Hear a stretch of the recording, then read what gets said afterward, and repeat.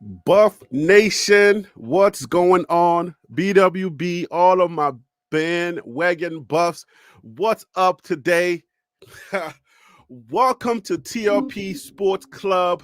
You are now watching TLP Live.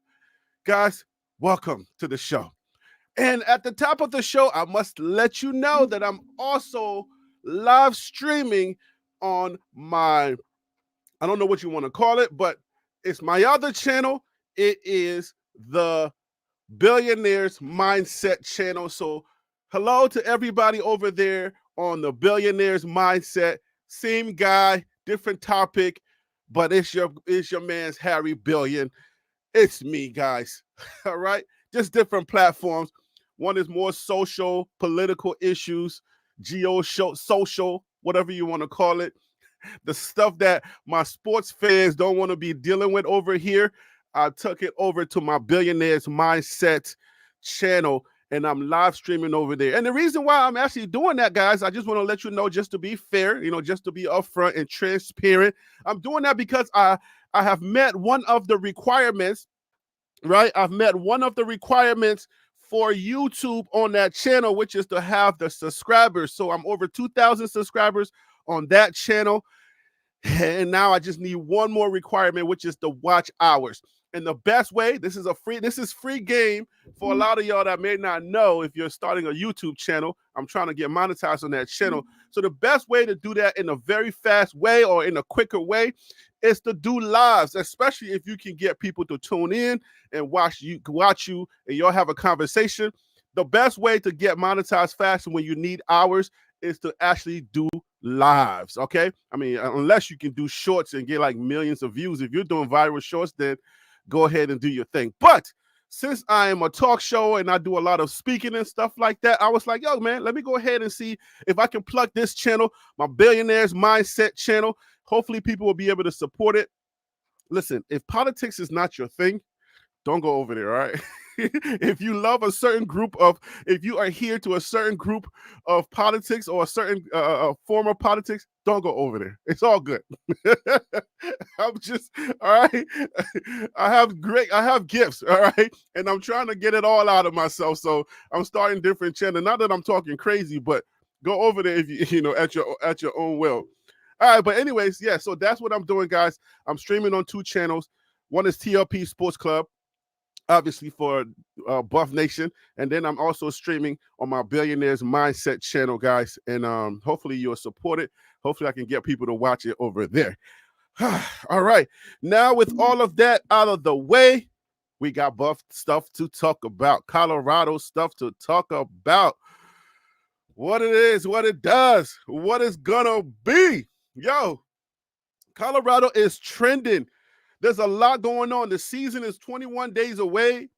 I'm not even sure if it's 21 days at this point. It could be nights. It could be 20 at this point, but I'm sure it's 21 days away. All right. I just said I wasn't sure, and then I said I'm sure. Whatever. 21 days for college football to start. I believe it's our season because I'm thinking like the way college football starts, the way it works for college football, you turn around and then college football is everywhere in August, at the end of August. Stacey, what up with you?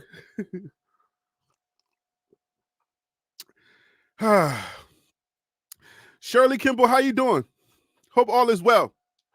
My ladies supporting me right now. Like, that's what's up. I love it when my ladies come ready to go. Y'all ready to talk some football, aren't you?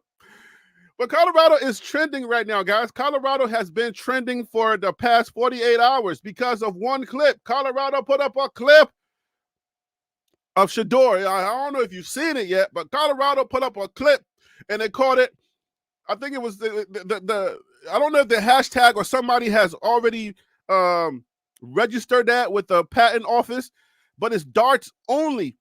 Darts only. And darts only has gone viral. Darts only, that darts only video clip has garnered over 3 million views, and I'm sure it's way more than that. I'm probably underselling it, but it's probably way more than that by now. All right. And college football, I don't know who started it. I don't know what the origin is. Somebody has they felt some kind of way. And they started to do forensic science and look at the the two footages and say, no, the footage is not the same. So, you know what I'm saying? It started a whole firestorm online. And then I believe it was the Colorado channel on Twitter that put darts only. And now darts only is trending in college football and in other things as well. Other colleges have now picked it up. Rivals have picked it up. If you've seen the shorts on my YouTube channel, on the TLP channel, if you've seen the shorts, Rivals did a short with it. They did a compilation, right? And I mean, it's going everywhere. And I mean, I'm obviously going to show you. You feel me? I got to show you, right? Oh, Stacy said 14 million views. I'm definitely going to have to show you that because that's just the right thing to do. But it's going crazy. And yeah, so let me make sure. Hold up. I am definitely going to show you that clip because why talk about it, right? I can just show you. Like, why should I talk about it when I can just easily show you? Let's go ahead and show you. I think I'm going to have to do this without the audio because you know what? Let me see if I can pause the audio. I'm going to have to pause the audio on this thing as I show you because I got a copyright strike on that song. So I'm going to show you, but I'm going to have to actually pause the audio. For those of you who have not seen it yet, let me just go ahead and show you as opposed to just telling you, because, you know, if there's new people, they're going to be like, yo, Harry B, what are you talking about? We have no idea what you're talking about. All right, so I'm going to show you the clip.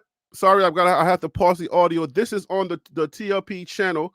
So for those of you who can go check it out on the TLP channel.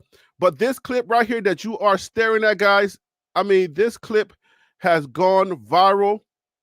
This is not the actual clip. This is the clip that Rivals actually put together, and from that whole darts only viral thing that's going on, and now schools, other universities have picked it up, and everybody's going with it now. I believe Nebraska is doing something with it. 14 million views and counting is crazy.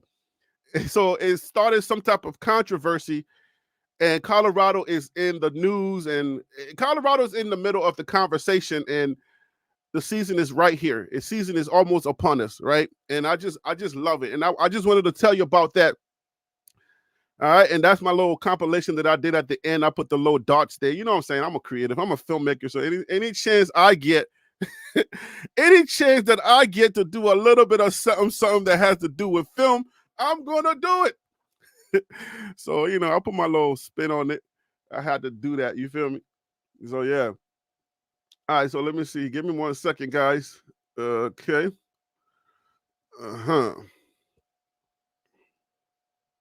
All right, let me pause that real quick. Okay, so let me put this information back up, guys. We're about to have our conversation about Colorado football. There's a lot going on. There's some new developments that just came on right before I came on. Maybe not right before I came on. Maybe I just saw it, right? So Colorado has some new developments. We're going to go over that. We're also going to be going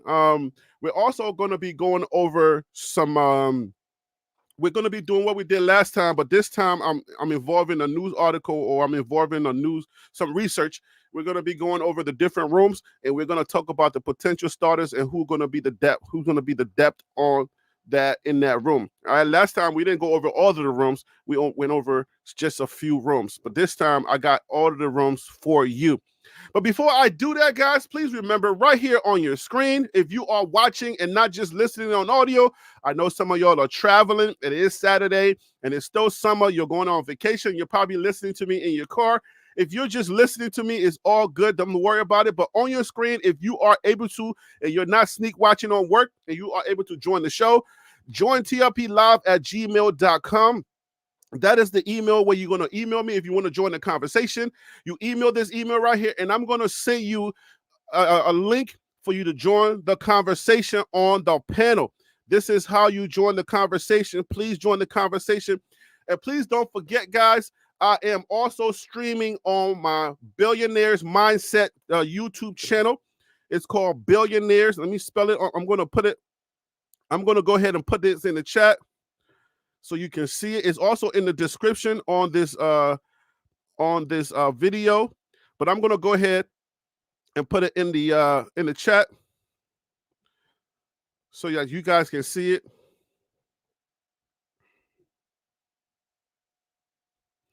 All right, I think it's that. Okay, so I just put it here.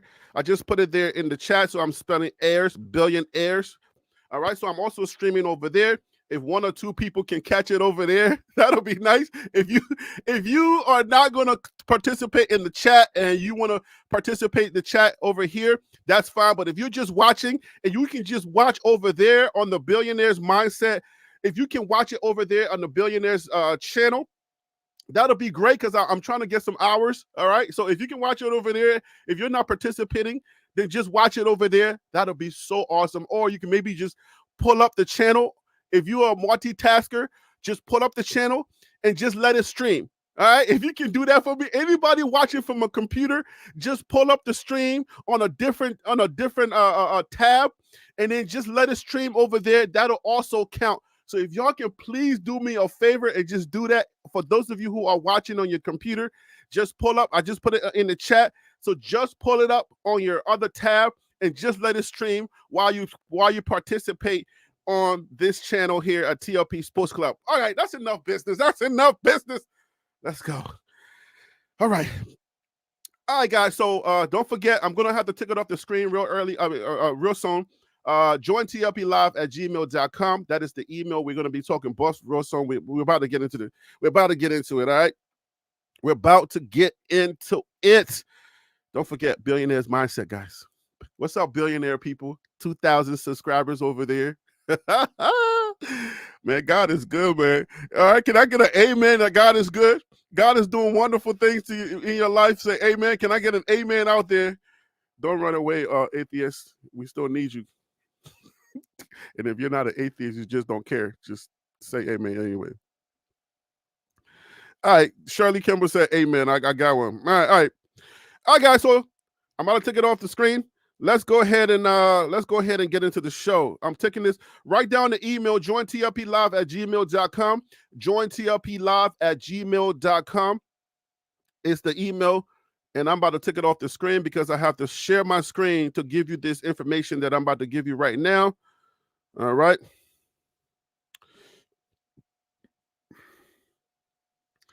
Okay, and here it goes. All right. I don't know how many of y'all saw this. I don't know if this is old news or this just came in. Yeah, this is August 9th. Yeah, it says 9:20 a.m. August 9th, 2024. So this is what it says. Former LSU Florida A&M offensive line, that's Cordell Thomas, has transferred to Colorado per Brian Howell. Per Brian Howell. Thomas is a former top 100 recruit from the 2019 class. So the offensive line is still getting a boost. Colorado. So yeah, the offensive line is still getting a boost. So that means that we still need a little bit of depth on there. And I don't know if you guys remember, but right now, if anything's going to happen, we're going to need depth on that line. So because for a lot of y'all that may not know, we do have good offensive line. Our line has been bolstered, but depth is something that we've been talking about the entire time, and we're going to need to make sure that we can get through the season. Tim Smith said, amen. We can get through the season and unscathed, or at least go deep into the season without having to lose games because we don't have the next man up. All right, so that's what we need to make sure that we are able to do. So let me see here. Oh, and let me give you free game too, because this is about free. This is always free game is going on. I am streaming on StreamYard. And for those of you who stream on StreamYard and you do what I used to do when I was streaming on StreamYard and using the Firefox browser, I don't know if you knew it, you didn't tell me this. This is not right, but you know me, I'm a community type of guy. So anytime I learn something, to each one teach one, right? Anytime I learn something, I want to teach it. So if you are streaming with StreamYard and you play audio, you don't have to do what I was doing on Firefox by turning my microphone or trying to, use my computer's microphone for audio. You stream on StreamYard, use the Google Chrome browser, and the audio, there's a tab on there. You can actually play the actual audio that is coming from the actual video. So you don't necessarily have to use your computer to get that reverberation sound. You can use the actual audio from the computer. So now I just learned that. Unfortunately, it took me that long, to learn it, because nobody told me. So now I'm actually, anytime I play audio, when we did the live streams before, we had to, you guys were having issues with the audio. So if now I'm using Google Chrome, and man, I've been elated for this whole week. I've been using Google Chrome, and now I'm actually able to do my screen recordings.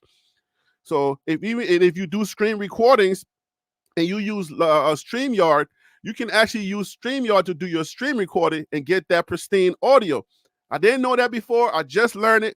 I just wanted to make sure I give you that free game before we start talking Colorado football, because sometimes you just don't know. And if you don't know, you don't know. You feel me? So hopefully that helps somebody out there who came for football and they've been trying to do live stream and they didn't know how to get around that issue. All right. So hopefully if it helped you, give me a thumbs up or something, like the video, share it with a friend or something like that. Yo, Harry B, you just helped me today. But let's go ahead and get into this football stuff. All right. So here we go. The former 4-star recruit. All right. I'm sorry. We're doing television here. Not everybody comes at the same time. So this is the information we're sharing, guys. Former Florida A&M LSU offensive lineman Cordell Thomas joins Colorado roster. All right. In a late addition ahead of the 2024 season, former Florida A&M and offensive lineman Cordell Thomas has joined the Colorado roster. All right.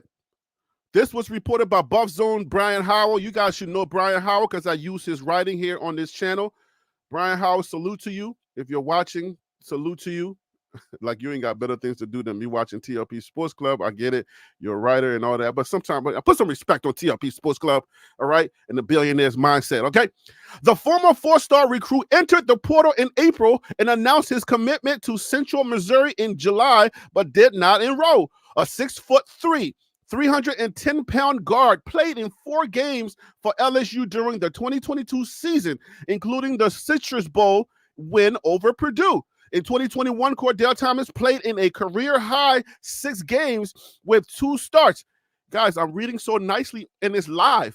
I can never get through this if I'm recording a video. So y'all should give me can I get some thumbs up?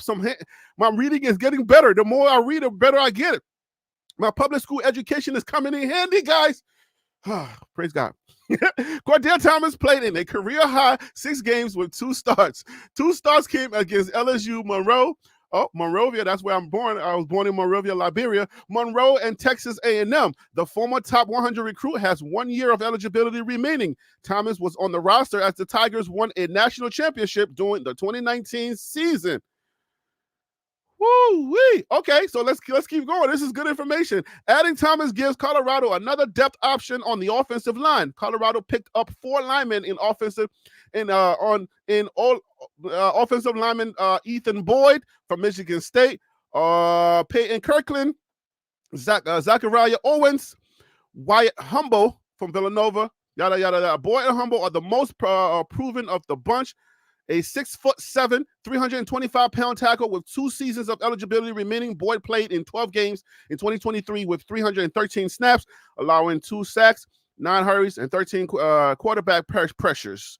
Humble is a grad transfer who played 402 snaps for Villanova in 2023 and allowed just 3 total pressures. So, guys, what are your thoughts on this new addition? And what does it mean? Anybody know Cordell Thomas? I'm about to say Cordell Stewart, man. You're gonna mess me up. Cordell Stewart is one of our former Buffs. So, do y'all know Cordell? I ain't got no tape on him or whatever, because I'm not the guy that does tape. All right, y'all been coming for me. I don't know. A few people been coming for me. Let me get this off my chest. All right, the guys over there at Buffed in Prime. I don't know how to do it like this, right? Like that. The guys over there at Buffed in Prime, I've publicly said, yo, congratulations. I really enjoy your content. Salute to you. You feel me? And yo, you are good for the community. A lot of people around here are not football fans and they don't really know the intricacies of football. And you guys are doing a great job. I literally said that on Twitter. The same thing I did with John the Liquidator. I welcome everybody. But it's always the fans that want to start problems. Last show, somebody came for me and was like, you're not good enough.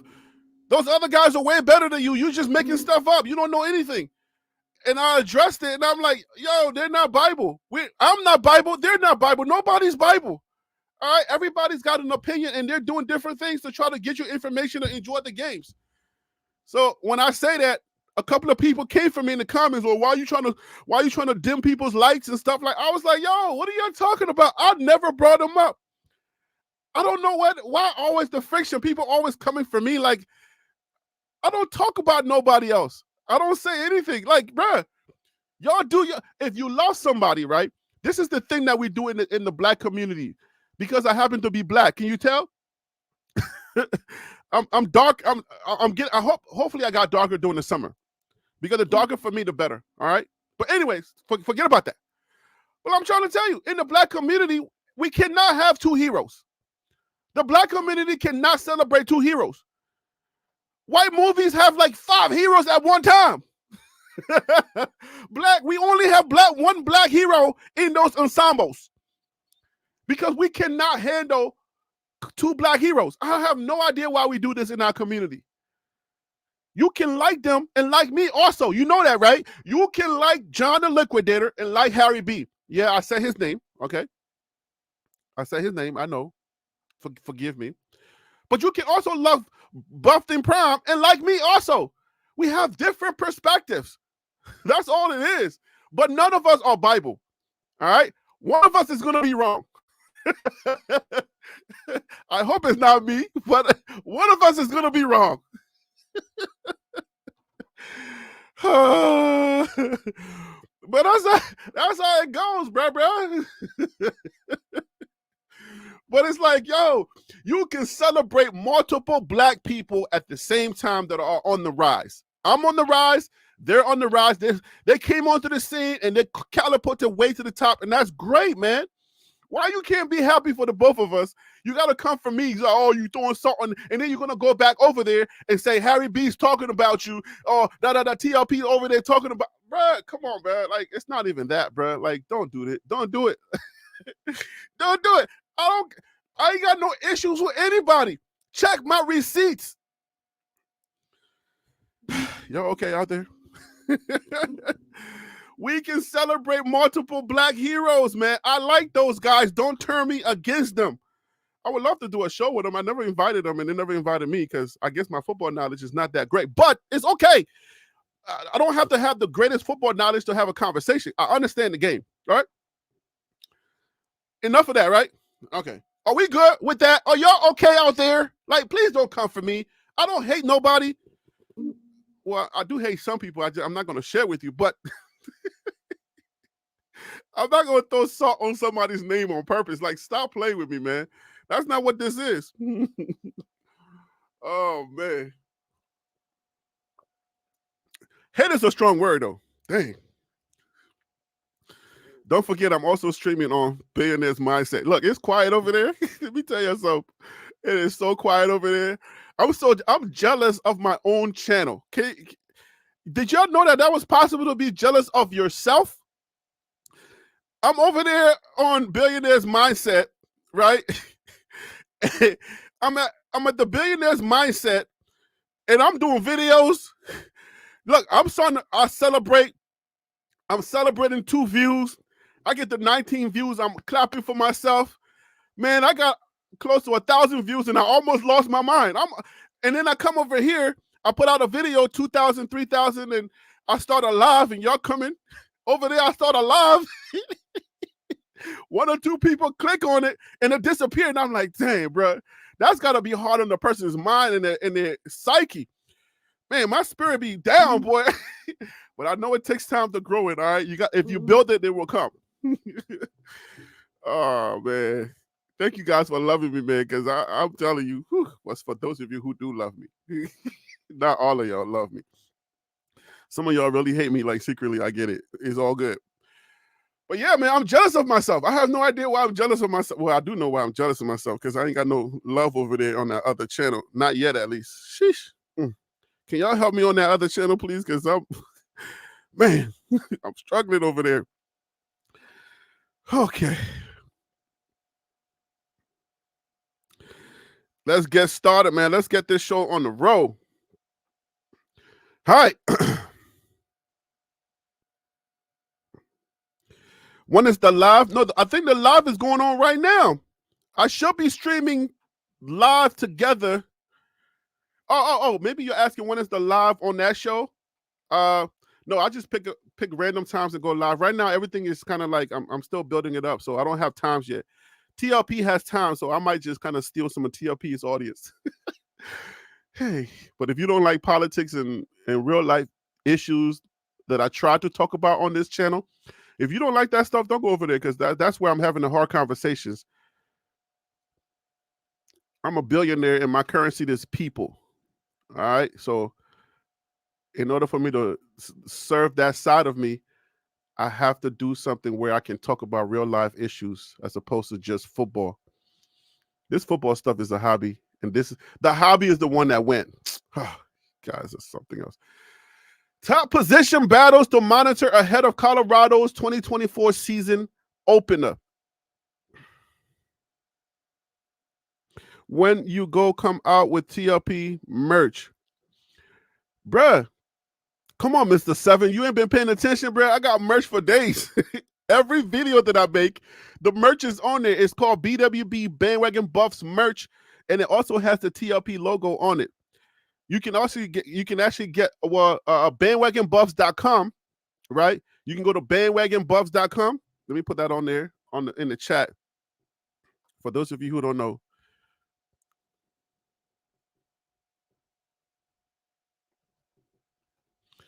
It's www.bandwagonbuffs.com. You can get TLP merch there. Okay. All right, so guys, here we go. We're looking at the offensive line. If you guys can see this, these are the projected starters, and this is on Buffalo's Wired at usatoday.com. Thank you, Mr. 7. I appreciate you. All right, so these are the projected starters.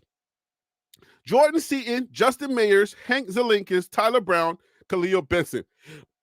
Does the congregation have any pushbacks on that? Oh, hold on. Let me make sure I check the email. I'm sorry, guys.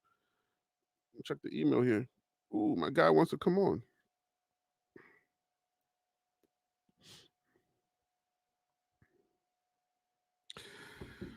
Does the congregation have any pushbacks? All right. Does anybody have any objections on the projected starters? Jordan Seaton, he's going to be at tackle, I'm sure. Justin Mayers, Hank Zelinkis, Tyler Brown, Khalil Benson. Are there any y'all at work? Y'all at work? I gotta, All right. Tim Smith said that's a nice lineup. Tim, come on, let's talk. I just sent you the link, Tim. And hold on, let me go ahead and put up the email, because some people are new to the show. They don't know how to get on the show. Because y'all be like, Harry B, how do I get on the show? All right, so I'm gonna put the link up right up there. It's jointlplive@gmail.com. That's how you come on. All right, guys. If you're over there on the Billionaires Mindset and you're watching there, you want to come on the show, that's how you come on as well. Okay, jointlplive@gmail.com. I'll still get the email. All right. So Lodho said there are no starters right now. Okay, so hey Stacey, don't let those people mess with your mind, Stacey. Because how can there be no starters, right? When you have a first team, who is Shador practicing with? What are we talking about? There's no starters right now. Why don't mess with us, okay? We're not playing those media games. Yeah. There's no starters right now. Blah blah blah blah. Yeah, there's no starters, but yet somebody knows. Somebody has already called their mom and told them, or their dad, or whoever they got, okay, in their family. All right. They are not playing with me. They're not playing with me either. Stop playing with me. You talking about there's no starters. Don't play no media games with TLP Sports Club members, okay? Stop playing. All right, so players to watch is going to be Tyler Johnson, Yakari Walker, and Wyatt Humble. So this is the depth right here that we're looking at. So, so Tim said that's a good lineup. Does anybody else feel like are there any objections? I don't think there's any objections here on the offensive line.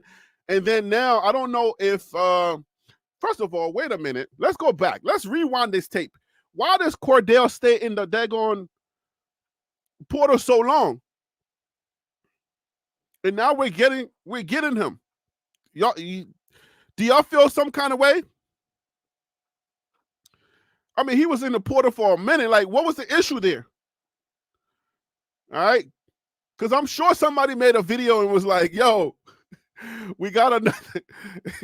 Let me make sure I don't say anybody's name, okay? Let me make sure I don't say anybody's name. Because I'm sure somebody made a video and said we got another dog in the house.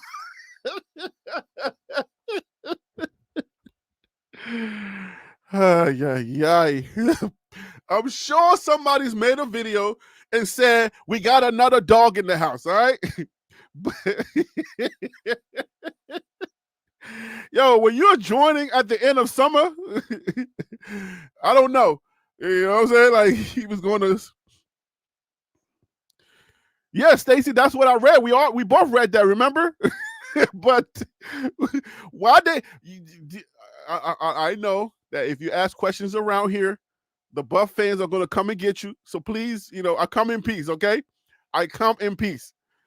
Why did he not enroll, right? Liquor House Talk Network, 704. Good afternoon, everyone from Charlotte. Charlotte's in the building. North Carolina. Yes, sir. All right, listen. So can I ask y'all a question? Why did he not enroll? Does he have academic issues? Well, he's only going to be here for 1 year, so 1 year of eligibility, so that's not too bad, right? That ain't going to be too bad. So, but hopefully I can ask you a question without your, coming at me. Let's look at our running backs room, all right? Oh, my goodness. I'm in a laughing mood today. I'm always laughing, but today I feel some kind of way today. I feel like I need to go in a little bit more. It's been that kind of week. Running backs room. Projected starter is going to be Dallin Hayden. Players to watch, Charlie Alfadal, Isaiah Augustav, Micah Welch, Brandon Hood. Those are the players to watch. So, Stacey said, I'm coming for you. I know. Yo, you said last time I didn't get to address it because somebody was talking. You said you was going to start blocking me. Please, come on, Stacey. Anyway, I hope you're doing well today. Oh, man. So how many, by a raise of hands, how many of us agree in the chat? I don't have no people yet on the panel to disagree or agree yet. So, by raise your hand in the chat, I'll just talk to y'all in the chat. By raise your hand in the chat, how many of y'all agree that Dallin Hayden is going to be the projected starter? I thought Charlie Alfadal was Coach Prim's guy because Coach Prime has been singing his praises.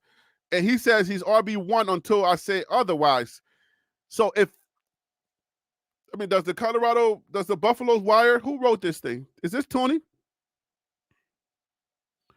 This is my guy, Tony Casello. Hey, Tony, you're going to have to come on the show one day and have a conversation with me. You know what I'm saying? Yeah, I got to invite my guy, Tony, on the show. Hey, Tony, just email me at jointlplive@gmail.com. I'm going to have to bring Tony on one day so we can just have a conversation because at least he's like one of the guys that actually likes my content. And I don't know if he likes it, but he's engaged into my content. So, but yeah, I got questions like what happened to Charlie Alfadal being RB1 until otherwise noticed? Like, you know what I'm saying? Like, I don't know, man. I don't know if Dallin Hayden is the.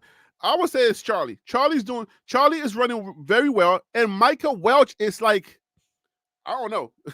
I think it's between Mike and Welch. So, Tony, if you're out there, if you're watching me, let me do this. Let me change my view here. All right, so Tony, if you're watching me, I'm respectfully disagreeing with you on this one, right? I'm gonna say because of what Coach Prime said, right? Charlie Alfredo is RB1 until further notice. I'm going with Coach Prime. All right, Tony. I know you're the writer guy, but I'm going with Coach Prime here until further notice. So that's how we're doing it. We can't disrespect Coach Prime's wishes. We want Coach Prime's wishes to come through. Charlie Alfredo is RB1 until further notice. That's what I'm going with. RBs will be situational. I agree, Stacey. I do agree on that. The running backs are going to be situational, and we may get packages. For those of you, for all of you spies that are out there that come on here to try to get, my vast knowledge about the Colorado Buffaloes, I've literally gotten emails from people and saying, you have a lot of knowledge. Let's do business. But then the business they want to do is like, I'm like, well, how is that business? That's not business. At least that's not the kind of business I want to do. That's not the right business. You got to come correct if you you got to come correct if you want to do business with me, all right? I do have a lot of knowledge on the team because I study everything about the team. So listen, former Liberian president went to see you. I have that kind of knowledge. I'm that deep with it, okay? You understand what I'm saying? I know exactly why and how and when Ralphie, the girl bull, was chosen. Like, I'm that deep with it. If you want to know about this team, come to me, all right? That's how dope I am with it. So anyway, I'm tooting my own little horn right quick. My little horn. I'm in my little corner. I'm tooting. Wait, what you said? Tim said he said RB2. Hey, Tim, what are you doing? John Doe said, how many games you're winning? Oh, okay. Maybe you're new to TLP Sports Club. But TLP Sports Club, we are projected for 8-4. We're going 8-4, John Doe. What y'all get Prime for his birthday? I think it goes something like this. Happy birthday on Twitter or Instagram. Happy birthday. I think that's what you get him. So are there no objections on that? Anybody have objections on Dallin Hayden? Any objections? RB running backs would be irrelevant at CU until 2025. Dang, why do I agree with Mr. 7 so bad? I think Stacey, I think you feel the same way that like I do right now. Why do I want to agree with Mr. 7 so bad? Because really, I feel like as long as Shador is at CU, we're not running that ball, bro.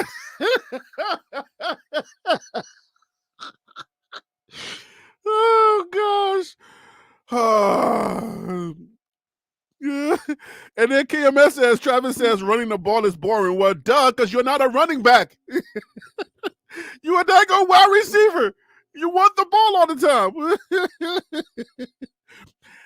Well, 7 and John Doe are trolls. They've been trolling for a long time. I know 7 and John Doe, but it doesn't mean like they troll most of the time, but it doesn't mean they don't make some good points. You know what I'm saying? It's like for my billionaires people, it's like Trump. He's not my guy, but he does make some good points sometimes, and he's funny too.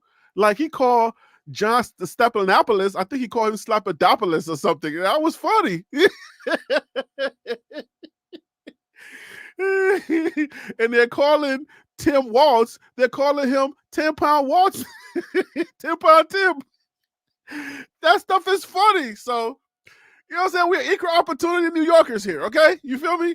If somebody says something that's poignant, I can give them credit, even though half of the time they're trolling. It's all good here. Oh man, but yeah, man. Come on, Stacey. Stacey, you said it too. You had questions about Colorado running the ball as well. All right, so don't even try it, Stacey. Don't get all Colorado on us now. All right, let me and my let me and my trolls live in peace. Okay, let us live in peace. I need them just like as much as I need you. I need everybody, please. Hey, like my son keep reminding me his favorite part of the was it the Rugrats or the what's the other movie? Hey, people, we need your money. Not the Rugrats, it's Baby's Kids. Which is Rugrats, right? I think it's the Rugrats that say that. They're doing some type of event. They're like, "Yo, people, we need your money." So, Mr. Seven said, "I'm a troll, but watch everything I say come true. Watch everything I say come true. I remember names, Stacy. No, it's not the Boondocks. I think it's the Rugrats that say, "Hey, peep, they went to the bank. They had to do a fundraiser or something like that. Nobody was showing up. They were doing something weird, and it was like, "Hey, people, we need your money." And my 9-year-old cannot let that go. That's like his favorite part. That's one of my favorite parts too. I think he got that from me. So I mean, listen, trolls are people too. Okay, troll lives matter. Troll lives matter. Anyways, TLM, troll lives matter. All right, so let's go with the tight end. So there's no objection. If there's no objections with the running backs, projected starter Dallin Hayden. I believe that's the Ohio State guy. Now you're saying the homegrown guy, the OB, the original buff, right? You're saying the OB is not going to be the guy, and then Stacy's saying that there's going to be situational. So, excuse me. So we might get some packages where, if depending on how Pat Shermer is reading the defense, he might go with certain running backs based on the situation. I think that's what Stacy is trying to articulate there. All right. So, okay, now the next one is going to be our tight ends. We talked about this already. Sam Hart. I mean, that one is like, it's a shoe-in. Sam Hart, then you got Savell Smalls, Brady Kopetz, Charlie Williams. Then is Charlie Williams the last one that just added? I think, excuse me, guys. I think Charlie Williams is the last one that just added, if I'm not mistaken. Y'all correct me in the chat if I'm, right. Yeah, I think Charlie Williams just added to the herd. All right, so we got Savell Smalls here. So we're going to say Sam Hart is our starter there. Defensive line. Our defensive line, the projected starters are going to be Chidozie Nwangwo, Shane Cooks, BJ Green, and then Dayon Hayes. Any objections there? I'll wait. I need to know what y'all objections are. Give me one.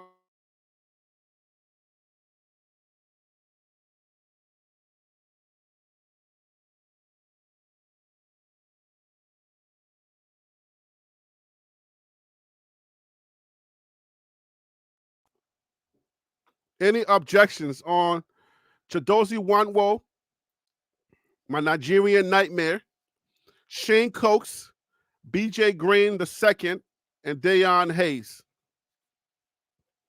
Any objections on that? Chat full of trolls got another one. Lord, jeez. Who else is there? Who else is a troll? We got another troll. We got John Doe and Mr. Seven, but who else is a troll? Point him out. Bring him out. Bring him out. Troll lives matter. Okay.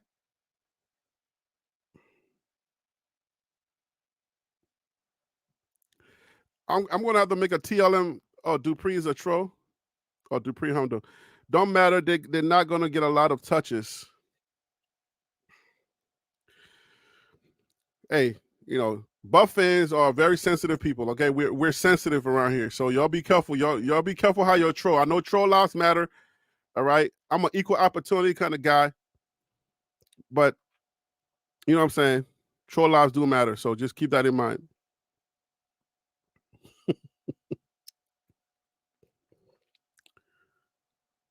Oh, I put that on the screen. Okay, that's what's up. All right, guys, please don't forget, if you just a little reminder again, guys, if you are watching from a computer and you get 2 tabs, if you can pull up the Billionaires Mindset YouTube channel and just watch it on that channel. Just let it stream. Please do me a favor and do that, please. If you're watching from a computer, pull up youtube.com at billionaire HEIRS. That's the heirs, right? Not like air, like the way you spell it, right? Billionaire's Mindset is the pinned comment, right? Please pull that up on a different tab so you can help me get ours on that channel as well. All right.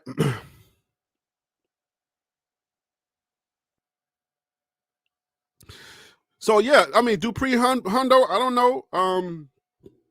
If we disagree, we disagree. This is let me define that. Let me define that for some people. There's one thing to disagree, and there's another thing to constantly say they suck.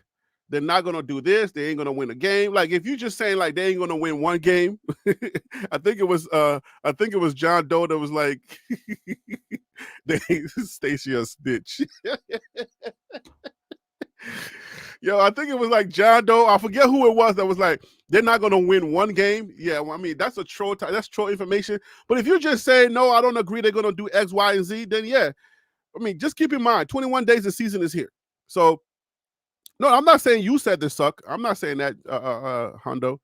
I'm just saying, like, I'm trying to define trolling. Like, if you just say they suck, then yeah, I mean, without providing any kind of context, then yeah, then it's like, then it's like, yeah, that you're trolling. But there are people who would disagree with us and say, well, they're only going to win 4 games. If you're saying they're going to win 4 games and you provide context, then I get it. But if you come in the chat and you just like, hey, yo, they ain't going to do nothing. Shador's not like that. He's not even top 10 when everybody's projecting him to be top 5 or the actual best quarterback in the nation. Like when everybody's saying that and you're the only person saying no, he's not like that, and you're not providing any kind of context, then yeah, So if they're going 0-12, then yeah, I mean that kind of stuff is trolling stuff because I mean, come on, like the team last year was worse, right? And they won at least 4 games in one of the best, if not the best, conferences in the Pac-12 last year, and the Pac-12 had the number 1 quarterback go in the draft overall. So if they're able to win 4 games out of that conference, even though you may argue and say, well, the teams that they beat were not any teams. Yeah, but still, we did win 4 games. If they're able to do that, then I would say you saying they're gonna go 0-12 is trolling. You're straight trolling. Because we literally played some of the same teams that we beat last year. Nebraska, CSU. And then you look at Cincinnati, Baylor. We got 4 games that we can just name off the tops and we just say, if you think we just gonna NDSU, like, bruh, if you think we just gonna lose those games just off of some weirdness, if you think NDSU, Nebraska, Colorado State, Baylor, right, Cincinnati, that's 1, 2, 3, 4. That's 5 games. 5 games that are give-me games that we're supposed to just win. Like off rip. Stop playing with me. These games we can win if we had one arm. All right. So let's just get that out the way, right? We can win these games if we just play regular football. We need one more to be bowl contenders. One more game. If we beat NDSU, Nebraska, Colorado State, Baylor, Cincinnati, if we beat those games, we need one more. So give us one more. Where is it at? Can you find us one more game? It could be anyone. Who we could possibly beat Arizona because Arizona does not have their coach anymore. Jeff Fish left, right? So Arizona is up for grabs. I would say they were really good last year, but they lost on some key pieces, right? Like I can find you 6 games that we can win, and we don't have to be the best. I'm telling you, I can find 6 games. So, yeah, that's 6 games that we can win. I'll give you NDSU, Nebraska, Colorado State, Baylor, Cincinnati, and Arizona. Let me make sure my math is correct. 1, 2, 3, 4, 5, 6. That's 6 games. We go bowling. That's if we just show up. All right. That is the price of admission. We show up, we win. Or we could win. All right. Let me just make sure I'm being very careful here. I don't want to upset my regular folk. All right. I don't want to upset my butters, but I don't want to upset my people that think logically. All right. So those are not gimme games. Those are winnable games. Let's just be straight up front. Like college football, best quarterback, Shador Sanders, best college football player, Travis Hunter, 5-star Jordan Seaton. Then you add BJ Green, you add Sam Hart as at the tight end. We got a couple of tight. I mean, I can give you information I can tell you that tells you we can pull this off. I'm talking about those six games that I just told you about. Let me get in frame here. Those 6 games that I just told you about, those pieces that we got are enough to win those games. All right. So, yeah, I mean, I think Hondo is right. Coin flips. But I believe the coin flips in our way. Now, this is Mr. Seven. This is where I have to disagree with you on that. I don't think the running game can hurt CU this year. It can only help CU. We don't have anywhere else to go but up.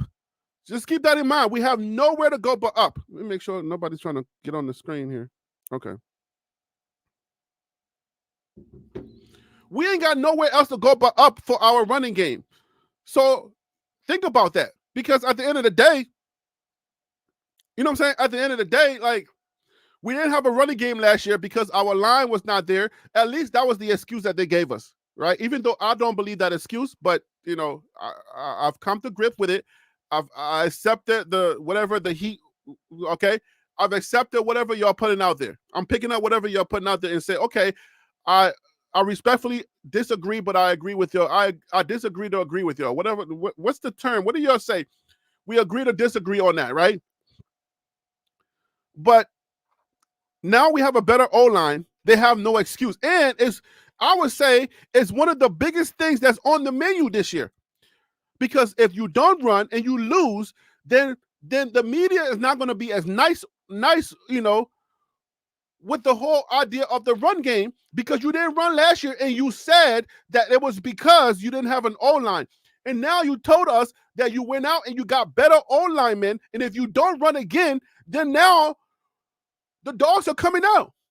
They're going to be like, the first question, if you don't run in the NDSU game and you lose, they're going to ask you, you didn't run the ball, why not? So you can't make the excuse and say, well, did you see the O-line? Did you see the O-line? You can't do that. You can't do that no more. There are no excuse for not running the ball this year, because we know that the O-line is better. So at least we should try to run the ball to give ourselves a chance to mix things up. If we're one-dimensional again and just letting Shador throw the ball, and then people start to figure us out after game number 2 and then start sacking us, it's all hell's going to break loose. I'm just going to put it that way. All hell is going to break loose, and that's just how it's going to be. Like, there's no excuse to not run the ball this year. So the basement says only games. Let me start putting some of this stuff up on the screen. Only games CU might lose is against Utah and KSU. I don't totally agree with that, but because I'm gonna tell you Oklahoma State is a problem, bro. Oh man. Yo, let me tell you something about OSU. OSU, the other OSU, as I've been reminded to make sure I say, OSU, hey, Lord. Yeah, so OSU had a great season last year, and from that great season that they had, they're returning everyone.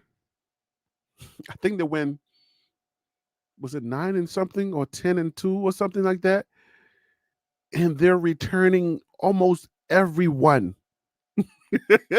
on their offensive line. They're returning everyone. Everyone bought in. And they said, All right, guys. They had a group meeting, right? They huddled up. You know how they huddle in football? They huddled up and they said, psst, psst, I see dead people in the Big 12. They said, shh, I see dead people in the Big 12. Let's go get them. Let's come back. They returned everyone. So if you think OSU is going to be a gimme, Colorado's going to go into OSU and just like, yeah, I don't agree totally, all right? OSU is going to be a game. But I'm telling you, there are six games that can be a potential Stanford for Colorado. And the reason why I say that is because Colorado is stacked in the wide receivers room, got the best quarterback, got one of the best wide receivers or best cornerbacks, got the best corner in the game. Colorado is nice like that. I can't hold you on that. Colorado is like that. When it comes to certain positions, the only question Colorado has, which is one of the best questions or biggest questions, is because Colorado just doesn't have the best O-line. Colorado does not have the best O-line. But on that defense, let's just put it this way. Colorado is going to be giving the offense the ball back. What they do with it is yet to be seen. Now, they can obviously throw the ball, and we can catch it. But once the other teams catch up, then what else? You feel me? All right, my guy Tim is ready to join the conversation. Tim, man, what's up with you? Thank you for joining. I appreciate you coming through. How you doing, my guy?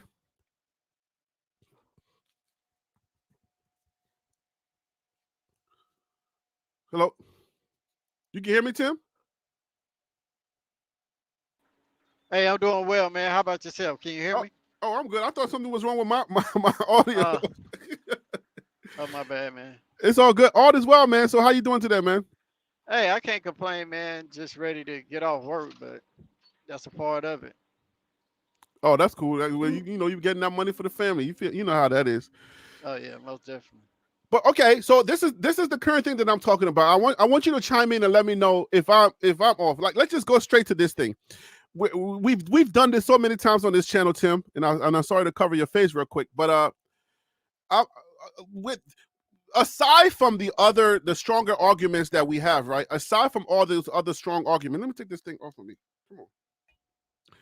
I'm not playing no audio right now, so I don't need it right quick. All right. So aside from all of the arguments that we've been having and that we're going to have, if Colorado just shows up to these to these 6 games, NDSU, Nebraska, Colorado State, Baylor, Cincinnati, and then I'm going to put Arizona as a possible because they lost a lot of pieces, and I feel like that was the closest. That was one of the best teams that we could have beaten last year, and then they lost some key pieces. If Colorado was just to show up to those games, I'm saying that's a we go bowling like we go bowling.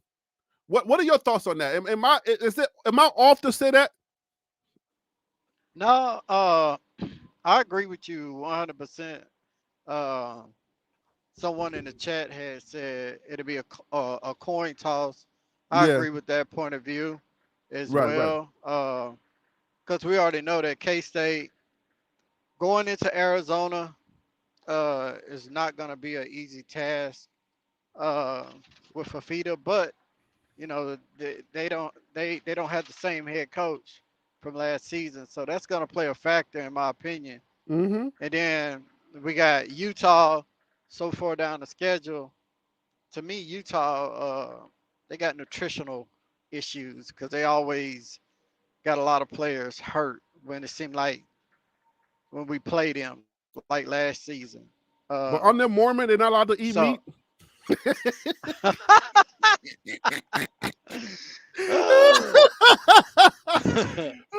and then some of those teams that has to come to Colorado with the fan base there at Colorado, I mean, that gives you a little bit of an edge, regardless of the team. Uh, Uh, so, I mean, to me, I feel like the strongest team in the Big 12, in my opinion, is K State. Uh, I heard you mention earlier about Oklahoma State that they're returning everybody. They are Mm-hmm. returning uh, a healthy part of their roster, Mm-hmm. but Colorado also got one of their better defenders Hey, at hey, DB. elaborate. Jen J wants to know. Said that was really odd about their nutrition. Elaborate on that because we talked about that here before. So elaborate on that so you can clarify what you meant about that. Well, what I'm talking about, okay, last season, this is our second year. Well, with Coach under Coach Brown playing Utah, right? Mm-hmm. And I only can go off of last season, because I don't even follow Utah like that. Uh, but what I'm saying is, last season they was down to their what third or fourth string Mm-hmm. playing because majority of they roster was hurt, and it was, I understand it's at the end of the season when it's a lot of teams that has a lot of players hurt, Right. but that many players, like, come on, man. It's something Well, going okay. on So over there no. in This is what I Utah. mean. Let's talk about nutrition and why that matters so much, because when guys cannot make it through a season, there's a reason why they don't make it through the season. Right? It has to do with conditioning. It has to do with what's in Yes. their body. Their body, Hmm. like if we take LeBron James for example, and the way that he does his body, like you need nutrition. Hmm. Jordan Seaton just said that he's on a diet right now. He's on Hmm. a fish diet, right? Hmm. And the chef is making all different types of fish combos, and they got him on the strictly. They're trying to slim him down or lean him out, right? Because he came out of high school, out of IMG, the IMG Hmm. Academy, and he's got a lot of baby fat, right? Right. He's And got they a lot trying of to break him down, and they yeah. trying to build him up at the same time. Exactly. Protein. Right, right. So, Gen J, that's what nutrition plays a big part. And then the bigger schools, we talked about this one of the on one of the episodes, how in the SEC they have specific, they have their own doctors that create specific drinks and specific things for their nutrition, and that's why some of them are much bigger, right? Some people missed that episode, but that was a pretty informative episode. And so yeah, nutrition plays a big part. But go ahead with your thought. I'm sorry, I needed to say that. You know. No, I mean that's pretty much what I was going to hit on. Kind of like Jordan Seaton. They breaking them down, but they building muscle in the process of shedding that body fat to Mm-hmm. make him a lot faster, to make him a lot stronger, uh, so he could be ready for day one, or he could be ready uh, body wise by at least middle season, middle of the season. But that plays a huge part to uh, whether he make it to game 6 or make it to game 12 to the end of the season.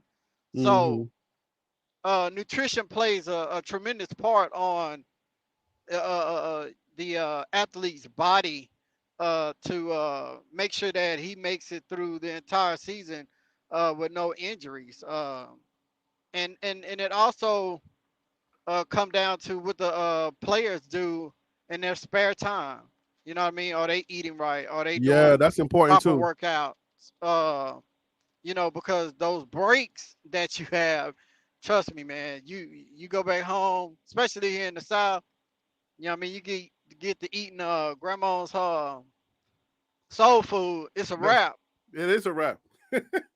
It's a wrap. You've been then through on so much weight within that week time frame, and when you get back, it's like you're like, dang, all this heavy food just lingering on me.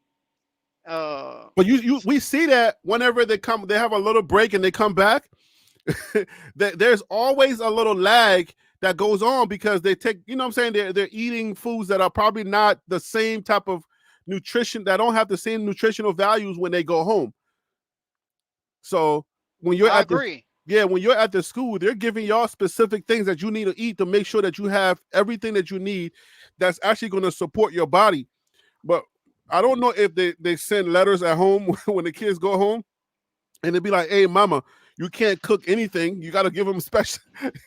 You got to give them potatoes and steak and stuff like that." So I don't think they're sending those type of letters at home. But the young men are supposed to be on their own. They're supposed to understand. So let's pivot. Let's pivot to okay, you just came up, but do you have any let me go back a little bit. Do you have any pushback on the running backs? We talked about the running backs, but what do you think about the fact that Coach Prime wants? Did you say Charlie Offerdor was supposed to be Yeah, Charlie RB2? Offerdall. Yeah, Charlie Offerdall. When Coach Prime brought him in the circle in one of the well-off media videos, he explained the work I thought he that said Charlie. RB1. Nah, he said RB2. Dylan He did? hadn't left yet. No. Yes, he said RB2. He said Charlie would be running back 2 until I say otherwise. That's before Dylan left. And I haven't seen anything where he said, okay, Charlie is going to be our number 1 running back. But I like what Stacy said as well, as they're going to pretty much use as many running backs as they possibly can until somebody just show that what I mean, they can run on any team to make them or solidify their number 1 position. But that's up to the player anyway. But I feel like he's going to utilize all those running backs. And I forgot, somebody in the chat made a statement. Yeah, your audio's messing up. So okay, go Okay, ahead. can you hear me? Yeah. Someone in the chat made a statement about I want to say, I can't remember exactly how they worded it, but I feel like Charlie is a good running back. He pay attention to detail. He works hard, um, but I just do not see it. Um, I don't see him being that number 1. But it It's because he's also, white. no, it's because You're being he racist, have. Trim. Oh, come on, bro. It's, I mean, I'm watching him in practice, and I'm seeing what he's doing in practice, but we already know, the ones normally go up against twos. They're not one on one. So, Yeah. or ones against threes or something like that. They're not one on ones. Yo, KMS 11 on said that he 11. was proclaimed RB1 though. I'm telling you, I think it was When? RB1, bro. When did he say that though? I'm trying to that because in that well-off media. Hold on, real quick. Hey, Stacy, don't let the trolls get you out of here. Like, come on, the trolls are just listen, man. Unless the trolls, nobody come at anybody personally. Stick it to the game. And if the trolls say something against the team, don't take what they're saying against the team personal, because whatever everybody is saying is gonna, all of that the team will prove it real soon. So if they say the team is trash, let the team be trash. To them, it's just saying the team is trash. That is not personal. Let them say Travis even said it. Travis even said, hey, when him and Silman Craig was talking to the team a few days ago, Travis said, hey man, they got us labeled as the sorriest team in the Big 12. Right. We got to go out as an athlete. We have to go out and produce, and we got to prove them wrong because exactly. Last year you only really got 4 wins, so you don't have room to talk. But that's what we go all the way back to a lot of your other videos when Phil and me and DC was talking about. You can't be sensitive Yeah. in Yeah. college Don't take it football. sensitive. People are going to say whatever they're going to say about the team. But at this point, we should be, we should be strong enough to be like, you know what? Say what you're going to say, but you'll see. You feel me? Like you'll see, like, because I responded to Tony this morning when he tweeted something where I think ESPN's got us number 14. ESPN has us on number 14 in the Big 12, and I said, in the beginning, I would go off, right? I'll be like in the chat and I said I was actually happy. I'm literally happy the fact that they got us at number 14 because I know better what they don't know. And I know before the season is over, Colorado's going to be ranked. And then what they're going to say. So when the season is 21 days away and anybody says anything, Let them say it. Look, we didn't even take the bait on that clown, whatever his name was from Athlon Sports. We didn't take the bait, and he's salty right now. The dude, he tried to throw one of those athletic situations and go interview people, and we didn't even take the bait. And he's hot. And I think Dan Lebatard tried to like give him a platform. And Dan is like, "Did you check anything?" And he was like, "Do you know why nobody's picking this up?" And he's like, "I don't know, but this should." And I'm like, "Yeah, because we're not falling for it this time, man. Mm-mm. We ain't falling for it." So yeah, man, let the trolls listen. Say we're gonna go 0-12. That's fine. Say we're gonna go 0-12, but I'm not gonna stop telling you how we can get to six wins easily if we just Right. show up. I ain't gonna stop telling you that. So yeah, man, nobody take this stuff personal, man. The only thing that I require in the chat is don't come at anybody personally. Don't talk about anybody's personal issues. Don't say nothing personal. All right. Don't cuss nobody out. Be respectful of people. You feel me? And just as long as you don't say no cuss words, I'm all good. Talk about the team. If you keep it on football and you say how bad Colorado is, I'm all game for that. Just say how bad we are. Say that we're going to be 0-12 because, I mean, we've been hearing it for so long. We are immune to that stuff now. It's like, why even respond to it, negatively? Hey, I So, just tell people, hey man, keep your eyes tuned in. right. Like, just Keep keep your watching. eyes Like, tuned in. bruh, Colorado is like, okay, let's talk about this real quick. Like, I don't know what it is about Colorado. Maybe it's because everybody watches us, but how are we going viral on almost everything we do? Now we got darts only going viral, and it's out of here. Like, it's gone, bruh. I mean, the darts only thing, if you just go to Twitter and just type in darts only, you will see how many people have picked up darts only. Like, I think the Golf Channel or the PGA Tour has picked up darts only, and they're putting like shots in there where like the guy hits the golf ball and it almost he almost makes an ego, and they're like darts only. So I'm like, does anybody have this branded? I'm sure Coach Prime has already filed he's already filed some type of patent thing, or the school maybe should patent that. what do Should. you what are your thoughts on Colorado just being like the hottest thing spinning? Like, well, let me get your thoughts before we move on that. Oh man, Tim. But yeah. Yeah, Oh, you asking me my thoughts or the chat's yeah, thoughts? yeah. Because Let I me was get gonna your thoughts. tap Let me get into your that. thoughts. Let me get your thoughts on that. Like, why do you think Colorado is just like? I don't know. Is it because when you're hot, or is what do you think is that? Man, I mean, people. Let me see. I feel like society is. I can't speak for everybody, but majority the of the percentage of individuals in America are Mm, celebrity driven. yeah. So they want to be around celebrities. They want to be in the vicinity of celebrities. Mm, Uh, they're starstruck, and now that college players, young men and women, are getting paid, and they becoming stars in college. But to have a Deion Sanders that's a global figure, to have a Warren Sapp, um, Pat Shermer, you got all these NFL stars. You got um, everybody at NFL scouts at their practices. mm-hmm. People, having countdown to to the opening of the press conferences and all that stuff. People can't wait to hear what they got to say, especially to the trolls. They want to hear. They got their calendar and watch and everything set for it. Yep. So I mean, they're just a hot commodity, man. Yeah. Um,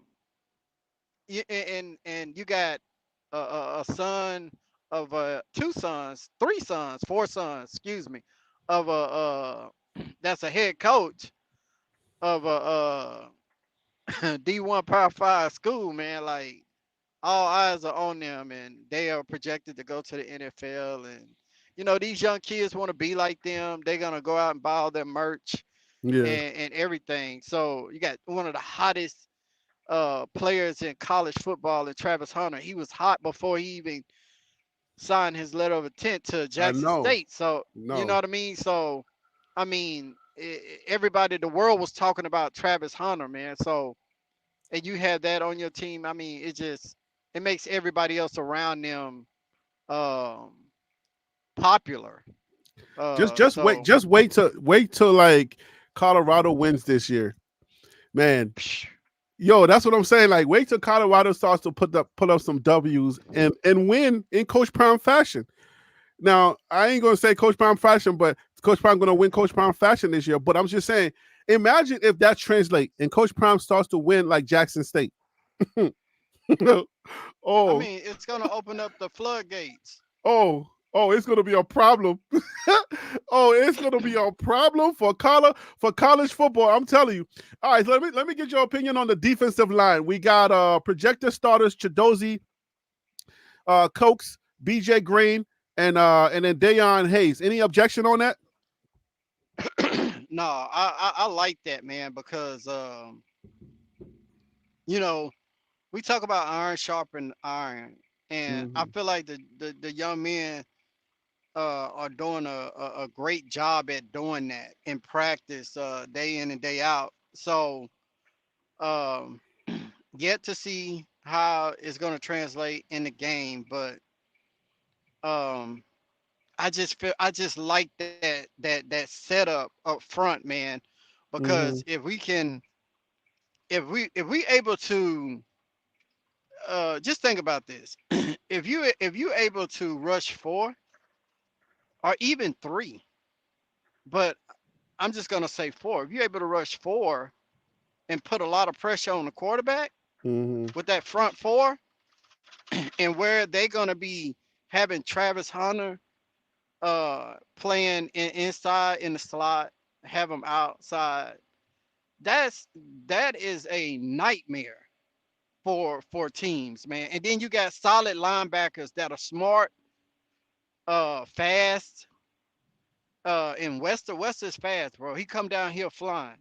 He understand his assignments. You got Mm-hmm. the guy from that came over from Michigan, University of Michigan. Yeah. Um, Smart, tough, fast, and he's disciplined. Right. So you got Trevor Woods, smart. He may not be the fastest, but He's smart and he's tough. he's smart and He's he's very tough smart because and he's it's tough. showing, and that's showing in practice because he got the most interceptions in practice right now going on. So, But you know, white guys are uh, usually smart. hey, they are, they really are. I keep stoking You know what I mean? that racial line. Yeah, I know you did. I just went along with it. Yeah, you just naturally gonna just go along with it, right? No, Yeah, I'm just gonna go naturally going. But in the back of my mind, I'm like, what? well, you right. But You're yeah, like, like what? yeah, yeah. White guys are smart. Like black guys, Yeah, yeah. they're Let me just pull out my athletic. history book real quick. Yeah, let Black. me pull out my Hey, history book real hey, quick, Tim, bro. let's go viral. Black guys are just athletic. White guys are naturally smart. Oh my God, bro. Oh You man, finna start a war I know. Let's go on viral, right? social Like media. all you gotta do is just stoke the racial lines a little bit and go viral. Oh man, I'm having a little bit of I fun. have no comment. I know, right? This is Yeah, all these comments are not there, but are not Tim's. But these are the players to watch. right. You got Quincy Wiggins, you got Samuel Okalola, you got Keaton Wade, Taj McCoy, Rayon Bureau, Amari McNeil, and Aquin Barnes. Those are the players that's going to be on our depth. Man, that's pretty good depth, Man, you bruh. better watch out for Wiggins, man. I'm Yo, telling you, that's depth, watch bruh. out for Wiggins. That's some nice depth, bro. Because now People you're always able talk to about give we don't have players depth, but rest. that's depth, bruh. That's depth, and then you can just think everybody on the same page. Everybody giving 110+% every down, every snap, and you're able to rotate those guys, knowing, trusting that they're gonna, they know their assignments nobody's missing a beat, and you able to rotate them in and out. Oh my Mm-hmm. God, man! Like that's a lot of pressure on a O line. That is true, man. That's a Look, lot of pressure on the O line and the quarterback. now we ain't saying. Let's just to be fair and to in the spirit of TLP Sports and how we try to make sure everything's fair here, so we're not just wigging out on our guys, right? We ain't seen these guys play together. And I know somebody put it in the chat earlier that these guys don't have no chemistry. They didn't play together yet. We don't know that we don't know whether they're going to be bad together or they're going to be good together. That's the thing that most people do. Some people just they lean on the bad, but they don't always say there's no it could be good too. So it's like we got to be fair. If you're having a conversation and you don't know something, we can always say, hey, for us, because we're fans, these guys are going to be good because we know their stats from last year. But just like you're saying, these guys don't know each other and there's no chemistry. You can also say the flip side of the coin. It could be they could possibly get along, because then we talk about it in one of these episodes that it don't take black guys that long to get along. You go into the daggone cafeteria and you know if you like somebody or not. It don't take that long. All right. The stuff that we're talking about is more nuanced than the stuff that really affects college football. If these guys are professional and Coach Prime is talking Hey, about can I? professional, go ahead. No, I was just gonna throw this in there real quick for those Yeah. who, or I mean, for people that make that statement. Like, um, these guys have college experience. Number one, Mm-hmm. right? They some of them are starters from their respective schools, from their previous schools, right? Mm-hmm. So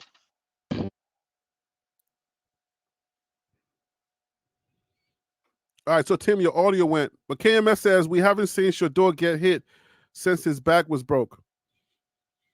Was it? Since his back? That just sounds so weird. Was Shador's back broke, or did he have a lacerated something? No, was that something? What was the injury on Shador? Yo, it's weird when you put it that way. It says back was broke. Hey Tim, you might have to log off and come back in because I can't hear you right now. Something happened to your audio. But so yeah, I mean, I think that either Shador's either healthy or he's not. So game number 1 and game number 2 are going to be the surefire for us to understand Shador's health. So if he comes back, if Shador comes back, once he gets hit, you know, I don't know that sacks are inevitable in college football, I believe. So I think there was a quarterback that maybe got sacked maybe once or twice. That was it. But anyways, if he gets sacked or hit hard and he gets up and he's good, then we'll know for sure. But Coach Prime is definitely protecting him in practices. Now I don't know what they do when it comes to making sure that like he'll be good. Like as far as being hit, I don't know if they have some type of simulation hate simulation hit. So is somebody using a pad to hit him to make sure like his body movements are going to be good? I don't know how they're training him or getting him prepared for the season to get. Or it was a fracture. So y'all let me know. Yeah, Stacy used to be a trainer, so I can lean on you on this one.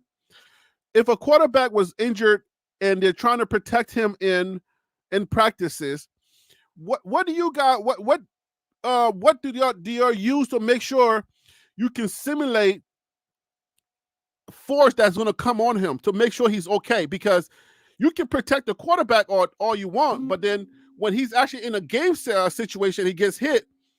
You don't know how his body's going to react. So, Stacey, if you can help me out, being that you train people, train athletes before, what do they do to get guys ready? And while Stacey's probably going to be typing, I just want to put this up, and I just want to remind you guys that I'm streaming on 2 channels. So I want to say that I'm streaming on 2 channels. I just put up it's my Billionaires Mindset. If you are, I'm just going to ask you for a favor once again. If you are watching on a device maybe an iPad or a computer or something, and you have 2 tabs that you can pull up, if you can please do me a favor and put up a second tab and just pull up Billionaires Mindset for me. I'm trying to get the hours up on that channel. I already have the subscribers. I'm trying to fulfill the hours on that channel. So if you can pull that up while you're watching the stream on TLP Sports Club, I would very much appreciate that. All right. If it's not your thing, you don't have to subscribe. I'm just trying to get the hours. All right. I got the subscriptions already. I'm going to work on the subscriptions more, obviously, but so I'm not begging you to subscribe. I'm just asking you if you have the ability to do 2 tabs, right? 2 tabs, pull up a second tab and just pull up the stream on the Billionaires Mindset. I'm streaming on that channel as well. Thank you so much. I appreciate you. All right, Tim, welcome back, man. Something happened to your audio. You kind of went out there. Yeah, man. I don't know what happened, but what I was saying, can you hear me? Yeah, go ahead. Okay, what I was saying was you got players that are coming from different schools.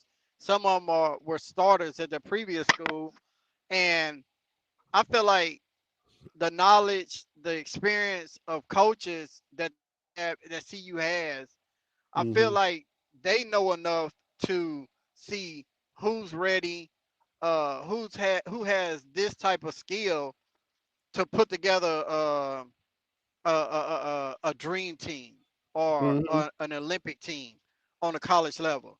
Because players in the NBA that's playing in the Olympics, they're on course to win. They don't play the teams. The audio is going again. Okay. Can you hear me? A little bit. Go ahead. Man.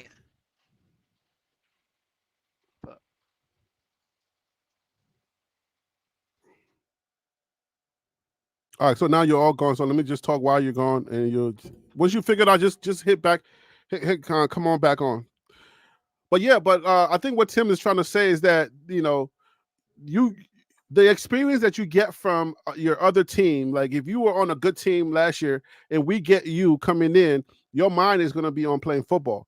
So I don't know that I think in the new age of college football, we're at the point where. So Tim, just let me know when you're back, because right now I can't hear you. But so yeah, in this new age of college football, you got guys that are ready made for the NFL, and they're going to be moving around, especially for the NIL situation that's going on. You're going to get guys that's going to be moving around, and when they move around, they're not going to go play games. Some of these guys are not playing games. Now, I ain't gonna hold you. Chemistry and I would say synergy, they help to go to carry you deep into the season, because there are going to be games where the game is so tight, the game is so, everything's on the line, and it's going to take everybody being in sync for you to pull that out of the game, because like the Big 12 that's just the makeup of the Big 12. At the end of the day, the Big 12 is so, I guess, it's so wide open that most of these teams is gonna, like, you'll find that North Dakota State, there's gonna be a point in the North Dakota State game where you're gonna realize this whole chemistry thing that we've been talking about. There is no quit in those guys. When you play for your brother, right? When you play for the guy that's lined up next to you, your mind frame is gonna be trying to make sure that you're doing everything that you can do to make sure that you don't mess up, because your brother is dependent upon you. You feel me? So if you know that your brother is dependent upon you, and you and that guy have been in the trenches, I saw a video online. Somebody was actually going over the North Dakota State team, and they were trying to evaluate the team. And their quarterback, or somebody, I think it was their quarterback, he made a statement that just kind of like it stuck with me. And he said that we would literally die for each other. When he said that, I was like, oh, let me go back and make another video, because these guys are not playing. So it's not because he said we're gonna die for each other, but that it's not. I'm not afraid, because our guys, they can play. Whether you want to die for each other or not, Colorado's still going to smack you, and you go ahead and die. Like, that's on you, right? Like, So that don't scare me, but it's to let you know that these guys are not going to come in here and just lay down and not do anything. Colorado is a good team, but when you get a bunch of guys that are willing to play for each other, that means that the guys that's lined up next to him, he has his best interest at heart. So if something happens to him, it happens to the next guy. So when those people are locked in like that, they play good football. That's just what it boils down to. They play really good football when all of them are like, they're playing for each other. So that's what you got to keep in mind. Like when guys are, I think that's what a lot of y'all are saying, or some of y'all are saying, where you're like, well, synergy matters, and not really. Those guys don't really know each other. But Colorado's going to be fine as far as that's concerned. Plug it in 9. KMS says plug in 9 and 10 guys in cool is cool. It's cool. This should know their assignments, but 40 is questionable. It's not 40, right?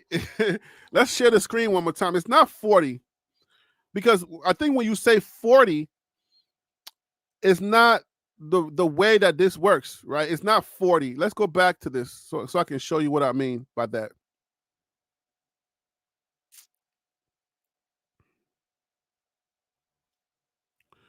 So let me share the screen with you so I can show you.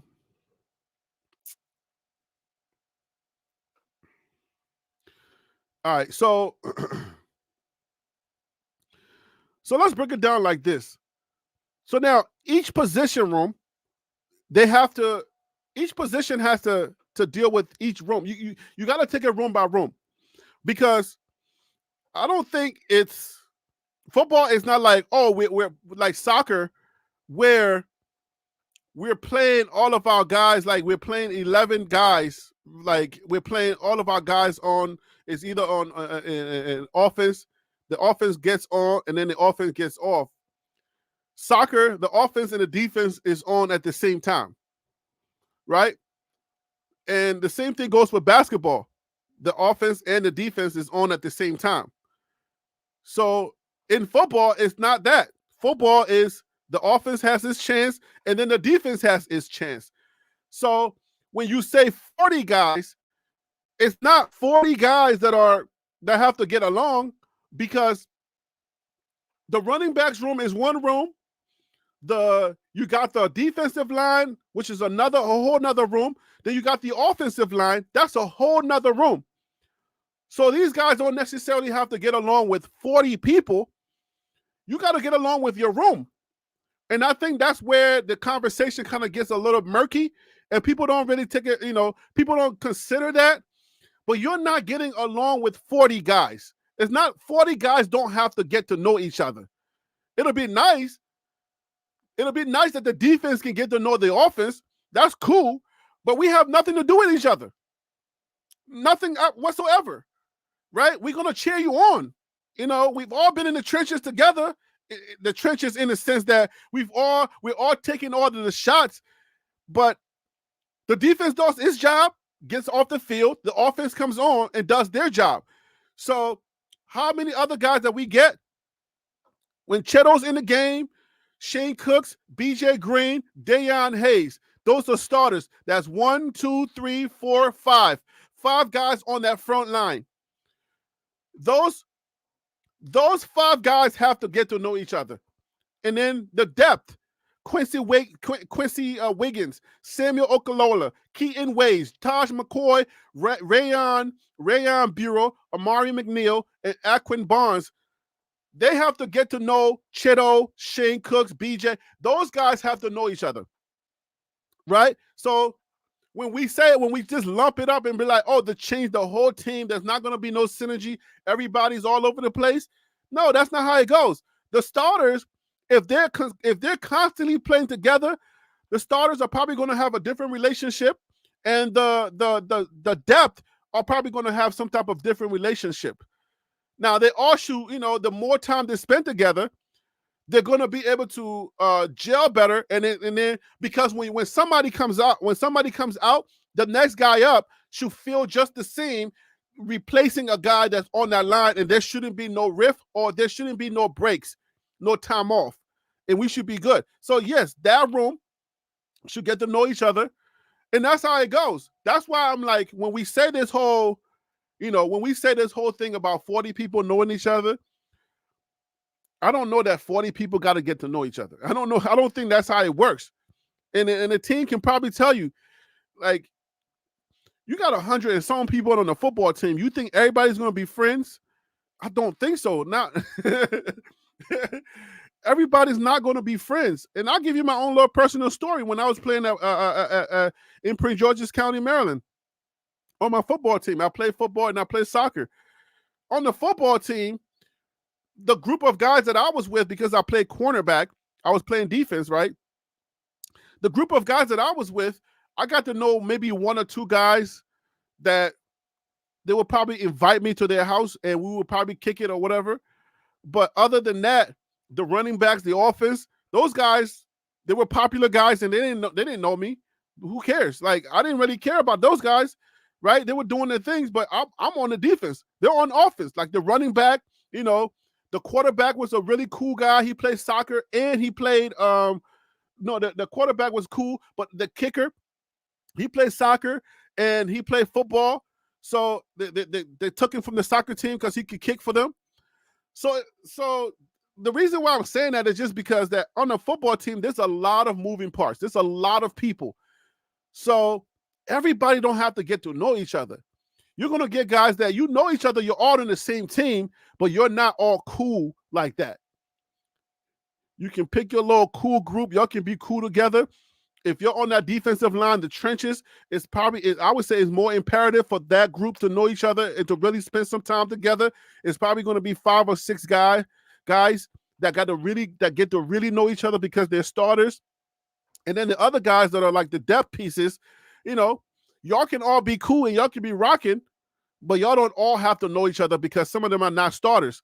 So when the starters are in, the starters are going to get to know each other a lot more than the depth pieces. That's just life. That's just how it goes in life. And, and I don't know that it's going to be 100% where everybody gets to know each other. Not like that. You're not going to get invited unless it's a team barbecue or it's a team event. Some of those guys are not going to invite each other to houses, to their house. Like, nah, you're not cool. We're not cool with you. Everybody's not cool. Trust me. All right? You're not getting the invitation because everybody's just not cool. And it don't work that way. And for those of you who play college football, let me know. Let me know in the chat. For those of you who play college football, did y'all know everybody on your team? Were y'all inviting everybody on your team? I didn't play college football, but I'm sure if it was like that on my high school team, the running backs were cool. The quarterback is probably the most popular person, right? And so were y'all getting invitations to all if you were on the team, y'all didn't have nobody that was not cool? Y'all let me know. I want to know, like, who played football in college? I want to know what was the dynamics for y'all. Everybody was cool together? This is not a Denzel movie, right? This is real life. This is not Remember the Titans. This is not Remember the Titans. Ain't everybody gonna be cool. If you're cool with your position group, that's enough. I think that's enough. I agree with you, Stacey. I don't think Oregon is like that. I don't think Oregon is gonna win a championship like that. All right, so y'all, okay, maybe y'all at work. You're not talking in the chat. You're not unless you're not hearing me. Let me know, because I want to know if at the end of the day, do we know that everybody's cool on the team? And if I'm misspeaking, let me know. I don't think I'm misspeaking. Oh, it's all good.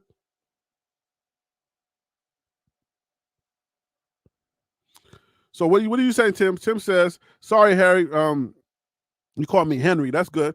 All Liberian people call me Henry. Sorry, Harry. I had to jump back on a conference call, but in college, everybody's not homeboys. You're just cordial during the season. That's what I'm thinking. Yeah, that's what it is. It's like, yeah, you're cordial. It ain't no, oh me, that's my guy. No, like, yeah, when you're on a college football team, yo, your position room. Sometimes people make friends outside of the position room because you just meet a cool person. I'm probably one of those guys. You know what I'm saying? Like once people got to know me, they're like, "Yo, Harry, beat us hang because you pretty cool." But it was like I'm different. You know what I'm saying? Like, I'm a likable guy, but you're gonna get some weird guy that's this like he's by himself. He's a loner and he ain't got no time for you. So you just like, all right, son is a little different. So I ain't messing with him like that. But yeah, y'all still beefing in the chat, y'all? What in the world, y'all? Let me finish these position groups and let y'all go because y'all are. Man, this football thing is different, y'all. Y'all take this serious. I mean, if somebody say your team sucks, people would be like, oh, you suck. Like, yo, your team is gonna suck. No, you suck. Like, yo, calm down, people. What are y'all beefing about right now in the chat? All right, inside linebackers, let's go over it. Projected starters going to be Trevor Woods and Levante Bentley. Y'all know this is a sore spot for me.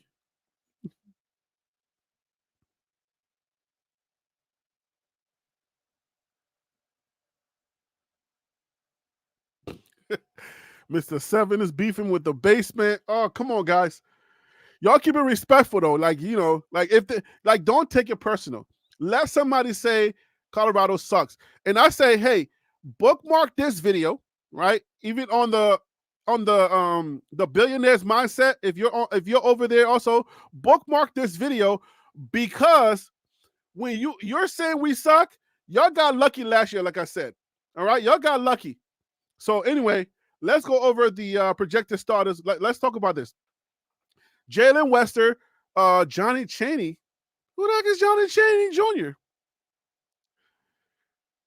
All right, so I'm kind of saying Nakai Hill Green, Jeremiah Brown, maybe not, but bruh, I put Nakai Hill Green over Trevor Woods starting. That is just me though. I'm just saying, like, I got Nakai Hill Green over Trevor Woods starting. I think Trevor Woods is a good depth piece.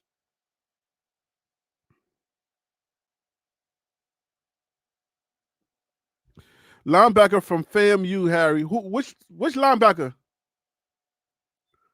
We got a new linebacker? Chainsaw. Oh, hold on. Oh, Chainsaw. That's the guy from, okay, Johnny Chaney. Okay, Chainsaw. Okay, I'm sorry, guys. Sometimes you have your head down working and you're trying to do the work. And I didn't do a video on Chainsaw. I think I saw the information come across my screen, but I didn't get an opportunity to dive deep into Johnny Chaney. So yeah, if I didn't dive deep into somebody, then I'm not gonna know them that well. And then for me, it's like it just escaped me. So that's what it is. Because I saw you're right. Because I saw Cheney come over, and it either got away from me or I just felt like, all right, what's the point of making this video? By the time I get to it, I was doing something else, and then I was like, by the time I get to it, it would be all old news. And Stacy said, "Wake up, Harry." Stacy, you know how many YouTube channels I'm trying to monetize? It ain't easy. Yeah, right? Oh man. Yo, I'm out here working like crazy, trying to make sure that I got, I'm trying to break this YouTube money. You know what I'm saying? You feel me? But yeah, but no, I did see Johnny Chinny, and I just felt like it was too late by the time I got around to it, and I didn't mess with it. So, but no, Nakai Hill Green, because I did do the Nakai Hill Green video, so I know him very well.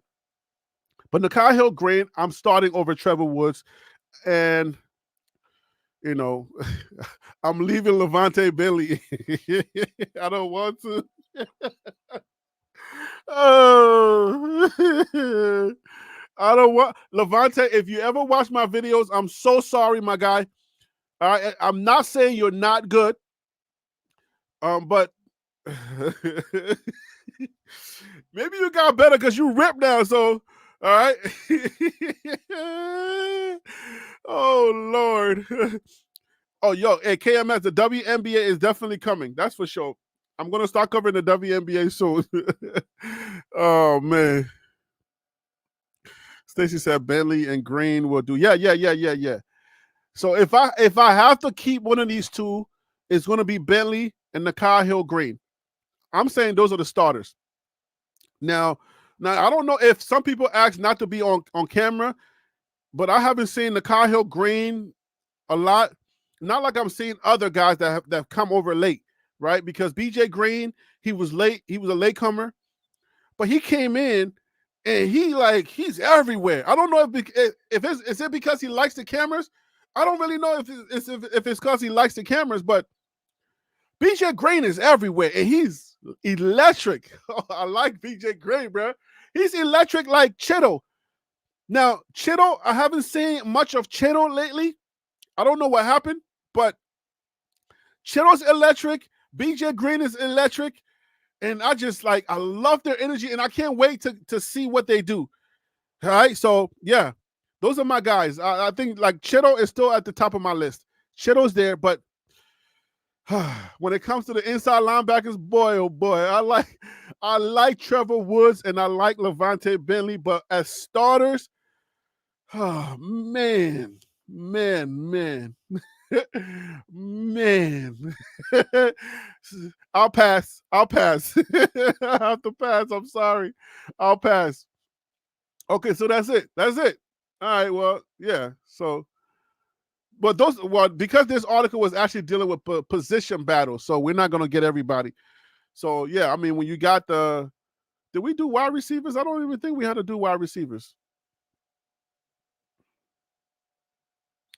We did the tight ends, Sam Hart being the starter, projected starter, running backs, offensive line. Yeah. All right, that's all Tony. That's all Tony gave me. That's all Tony was able to give me. But yeah, but at the end of the day, man, like, hey, how much time we got left?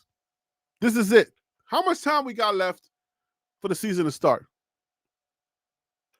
Let me see. Let me see if I can pull up the countdown. Let's get an official countdown going. So we can make sure that I got. Let me get an official countdown going. College football.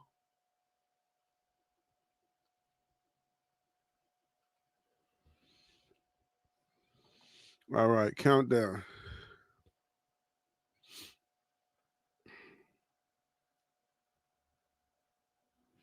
I knew it. I knew it was different. It was different. Because somebody's going to be playing college football before you know it. Somebody's going to be playing.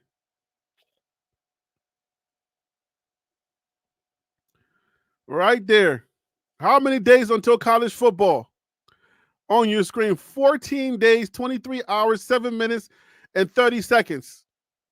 Bada boom, bada bang, right there on your screen. That's how many days we have left. 14 days. And the only reason why is that because some guys are going to be playing early.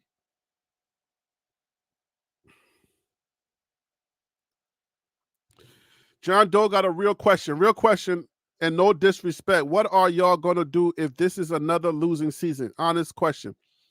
I respect the question, John Doe. Let's talk about it a little bit since we got a little bit of time left. I think this is a good question because I think this kind of plays into the maturity of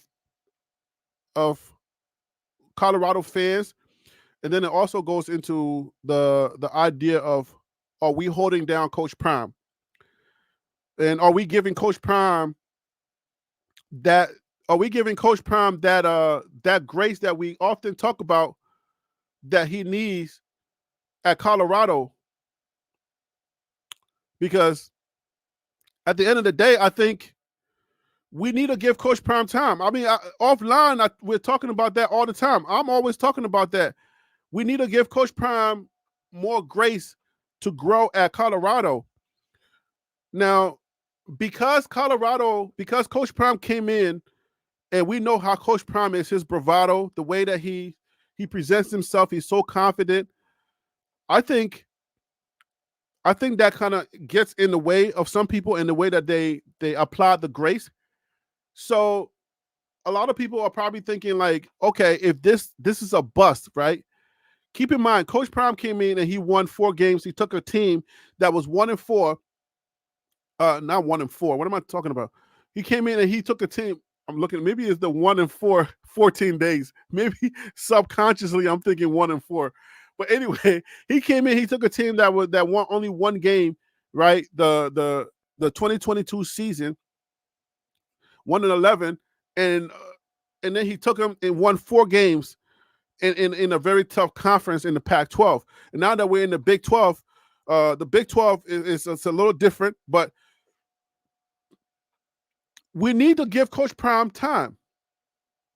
I don't think anybody would disagree with that. I think we need to give Coach Prime time to grow. Coach Prime is 3 years as a coach, as a college football coach. And this is his second year at the higher level. The first year was the lower level, FCS. The second year is the bigger level, FBS, Football Bowl Subdivision. This is where the big boys play at. So he's only 2 years at this level. So he's growing. And we gotta have some patience with it. And I think the nuances in this conversation comes with Colorado is the hottest team spinning in college football. Hands down. I don't know why my nose is running. Colorado is hands down the hottest team spinning. It's like, because we're so hot, some of the things that we do go viral. So what to answer your question, what are we going to do? I think it's going to bring us down to earth, and it's going to weed us out a little bit better. Like, it's going to weed out some of the non-football people a little bit more, because some of those people are just here for the hype. A lot of people are here for the hype, and they like Coach Prime, but I think they have an umbilical cord that is connected to the wins and losses and how Coach Prime is continuing to be talked about. I think once that dies down, or if that dies down for them, they'll be gone. And then you're going to get more of the football purists to stay, right? You'll be getting more of the football purists to be around and talk football, because there are different groups with Colorado fan base. There are people that like Coach Prime and they like the hype that is here, so they're here for that. Some of those people left. So let me just put that in perspective.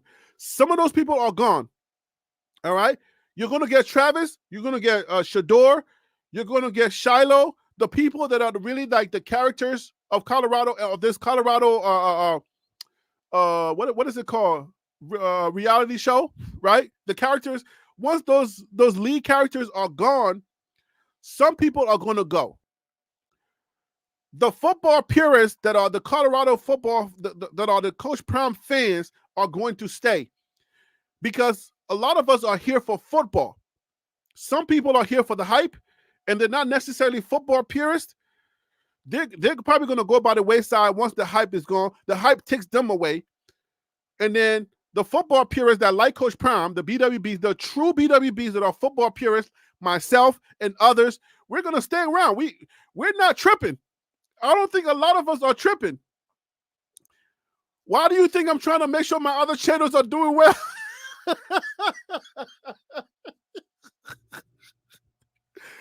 That's a joke, but still, there's a reality in that, all right? Why do you think I'm trying to get my other channels secure and making sure I got... All right, because if and when the hype dies down, people are going to be out of here. Ain't going to be no more breaking news. Y'all going to say, I don't care. Y'all going to be like, look, I don't care. You can break as much. Listen, you can put all the red bells, you can make the hottest thumbnail. If Colorado don't win this year, let me just talk to you, all you YouTubers out there that got new channels, thinking like this is the gold rush. This is Bitcoin all over again, right? Let me just let y'all know, okay? Coach Prime just finished his press conference. Somebody want to send me the link? You want to put the link in the chat? Let me see. We can listen to Coach Prime press conference. Let me see. Oh, man. But y'all better get ready, because if that hype dies down, it's going to be a dog day, and it's going to be quiet on these channels. Okay, let's see. Coach Prime's press conference today.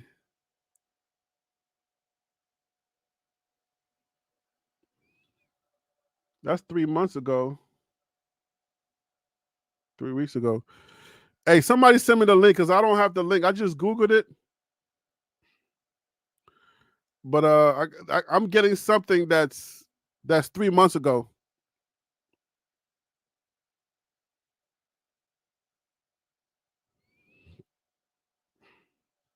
If y'all want to put this on the channel, like, somebody send me the link, because I don't know. Let me see if I can go to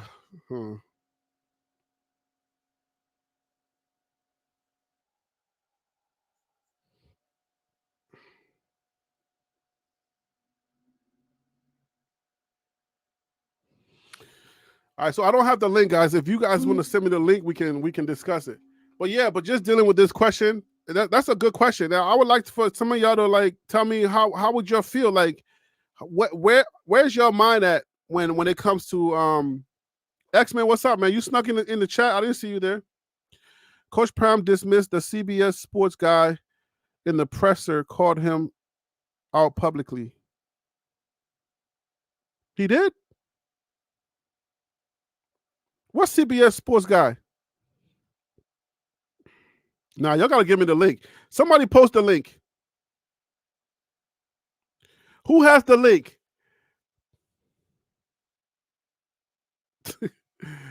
Oh, John Doe said, "Oh Lord, here comes the juju talk." Does anybody have the link? That's the link to the. All right. While we talking about links, let me post my other link. All right.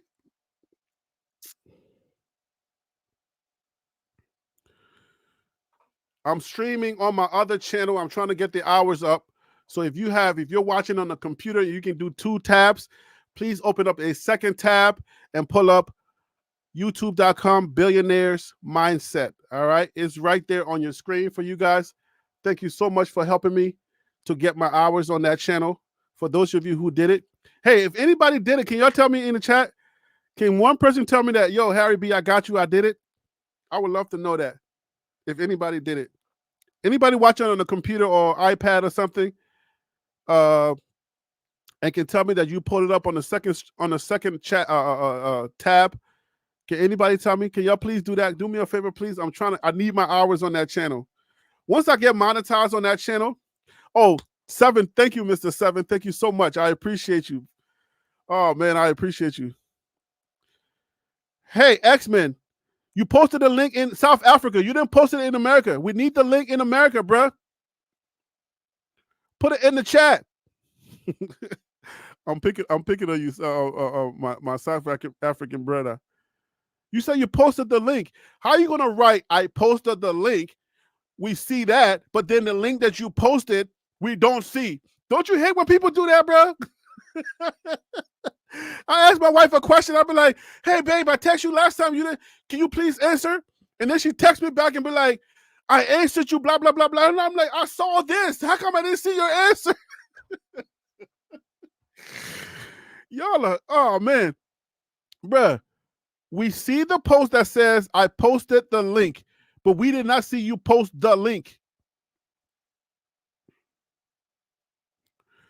Hey, X-Men, post the link again, bruh. I can actually put up the audio too. So now my audio works. I'm actually streaming on Google. I'm using my browser is what is my browser? Google Chrome. So we can see the audio. We can hear the audio. We can see the audio. So nobody got the link? Come on, y'all. Y'all can find this link. Where did he have the interview?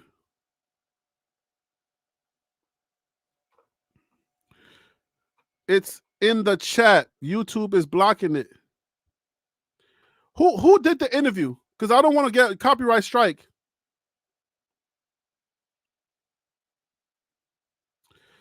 Oh, KMS, you're talking about the billionaire's mindset? Oh, uh, CU Media Day? Okay, so the billionaire's mindset is y'all know that yeah, I've been CU football. Yeah, we can play CU football. Post the link.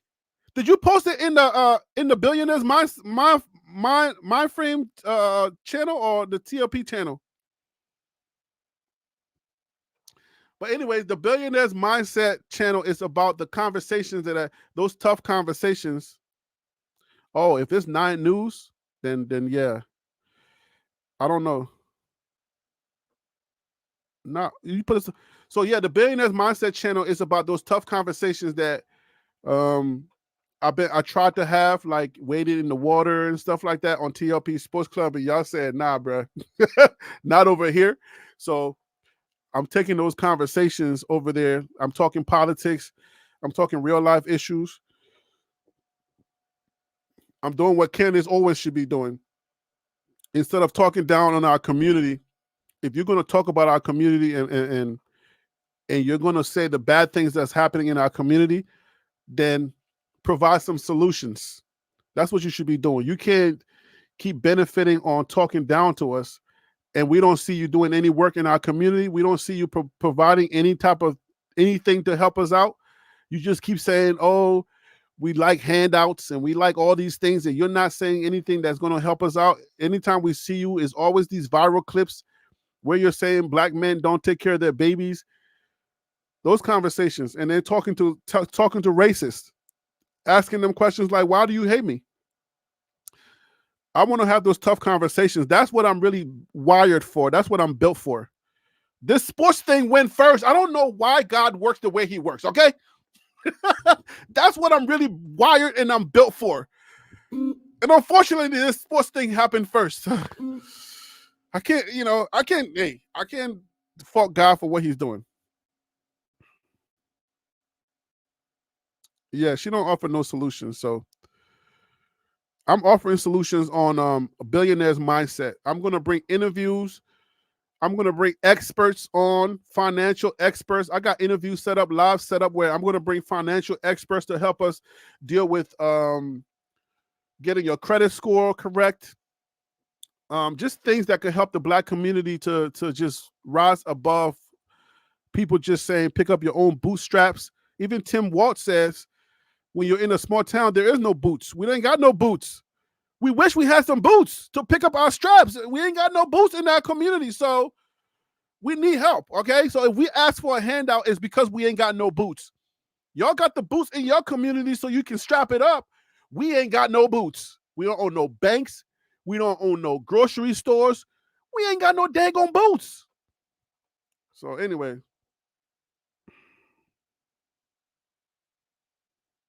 I'm a subscriber. I'm not gonna give up Destiny's Child. What does that mean? Anthony O'Neill. Okay, I'm gonna keep that. I'm gonna see if I can get Anthony O'Neill. Yeah, I'm gonna do a lot. I'm a community guy. My currency is people, so I'm gonna do a lot on that channel. Y'all didn't want to talk about it over here, so I'm gonna do. I'm doing it over there or over here, wherever it's at. I'm doing it over there. So nobody got the link, right? Y'all say, okay. Let me see if I can go to CU's Media Day. Let me see if I can find this thing because the show is done, and I want to play that interview so we can see it. And then I'll be out of here. But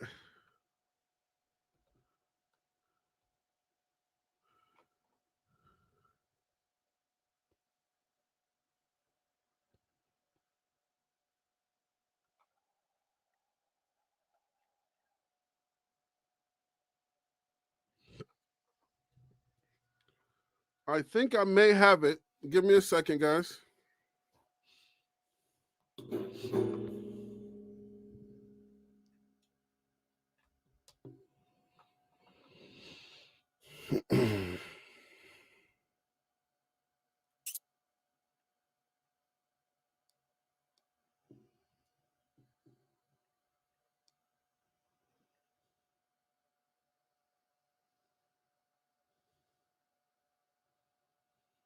All right. I do have the interview.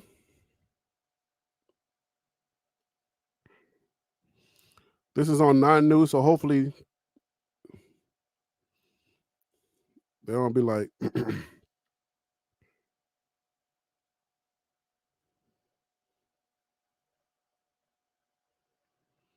rosters. We rank good rosters.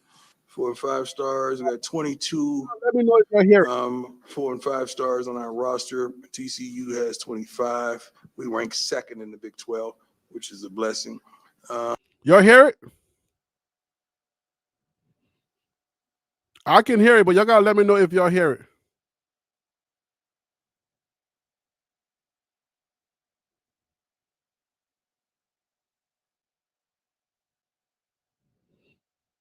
Yes, Harry. Thank you, Stacy.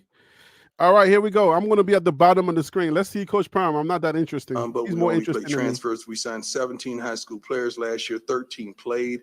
We played top Big 12 rosters. We rank good rosters. 4 and 5 stars. We got 22. 4 and 5 stars on our roster. TCU has 25. We rank second in the Big 12, which is a blessing.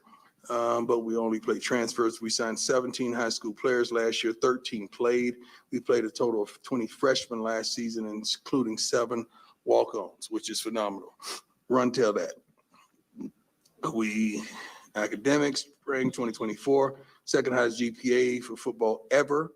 Spring 2023, highest GPA for football ever. Football cumulative GPA is 3.025, highest ever, and first time over 3.0. Charlie and Travis earned 4.0s. Okay. I just want to say, 16. This is a reaction. We are reacting to this video, YouTube. So I know this is on 9 News, but this is a reaction video. So hopefully we have the right to play this and react to it. Coaching the staff with NFL experience, impact, I could go on and on. School applications, exposure. Maybe if I'm on the screen bigger, maybe YouTube would be like, that stuff, you know that. You good. Let me make myself bigger just so YouTube can be like, all right, you good. A couple rosters. All right, let's do what you came to do. Let's go. First question. Hey, Coach. Jake Schwannis, DMVR. My man.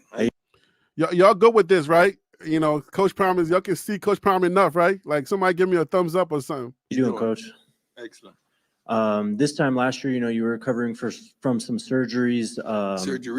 So I was just wondering, personally for you, how much better do you feel right now health-wise? And then how much better do you feel about the team this time First this and year? foremost, let me take care of the team. I feel so much better about the team, not only because of the young men that we've accumulated inside this locker room, but also the staff and how they're working together.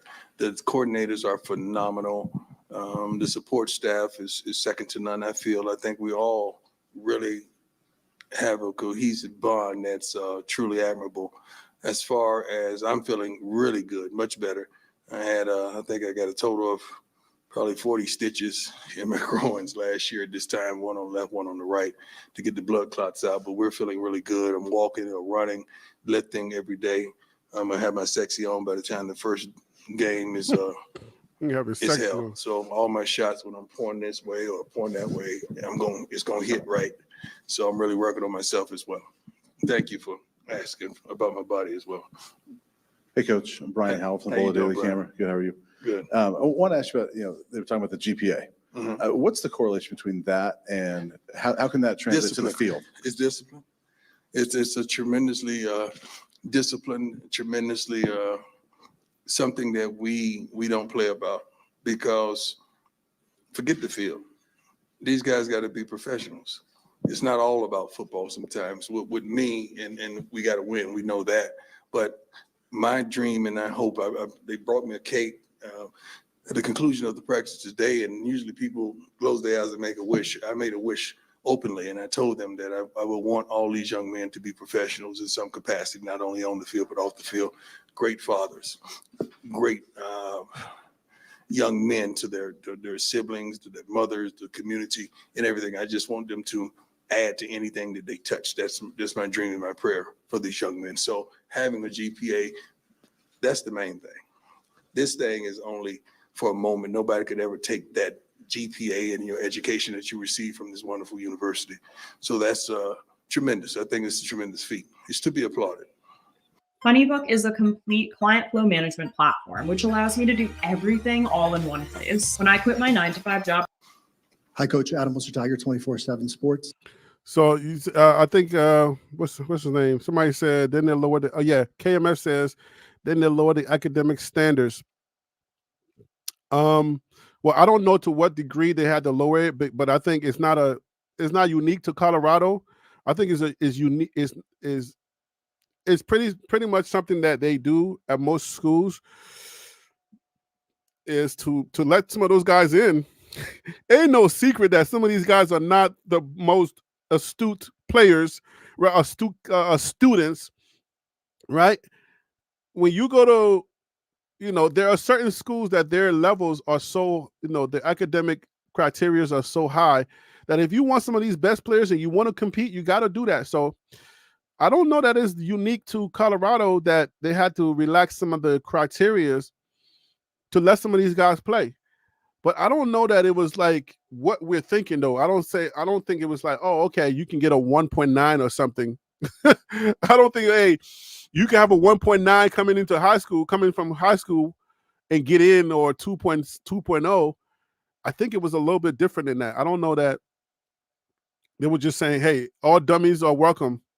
I don't think Coach Prime is about that, but let's keep listening. 247. I don't think we've had a chance to talk to you about Damian Lewis yet and being your new defensive line coach. Right. Did you have a connection there? What does he bring to the staff? Everything. Experience, first rounder, been there, done that. It's Yeah, I mean, I think that's what what's the name?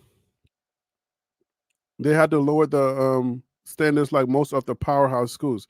Yeah, I mean, so just in case. Just like in case people are out there thinking like, oh, Colorado lowered it to where your high school transcript could be 1.0, or you could be you could be like a 2.0 student in college, or 1.0. I mean, you can be a dummy and come in here. It wasn't like that. It was, they had to relax it for some players, but I think they do that for everybody. It's hard to direct the person and teach them where to go, and you hadn't been there yourself. It's kind of hard to give me direction to somewhere you hadn't been. You tell me about the restaurants you like because you've been there, and you like the food because you tasted it. It's hard to tell these kids what to do, how to do it, when to do it, why to do it, what not to do, and all that. Oh yeah, and Coach Prime is selling that phone. That phone is right there for everybody to see. You see the phone? You spot the phone right there?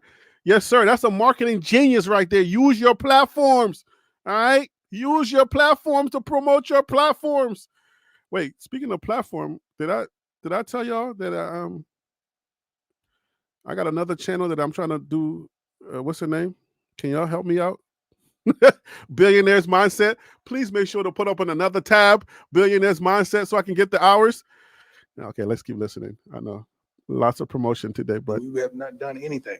So that's the new kid that's coming up in America these days. They from the show me state.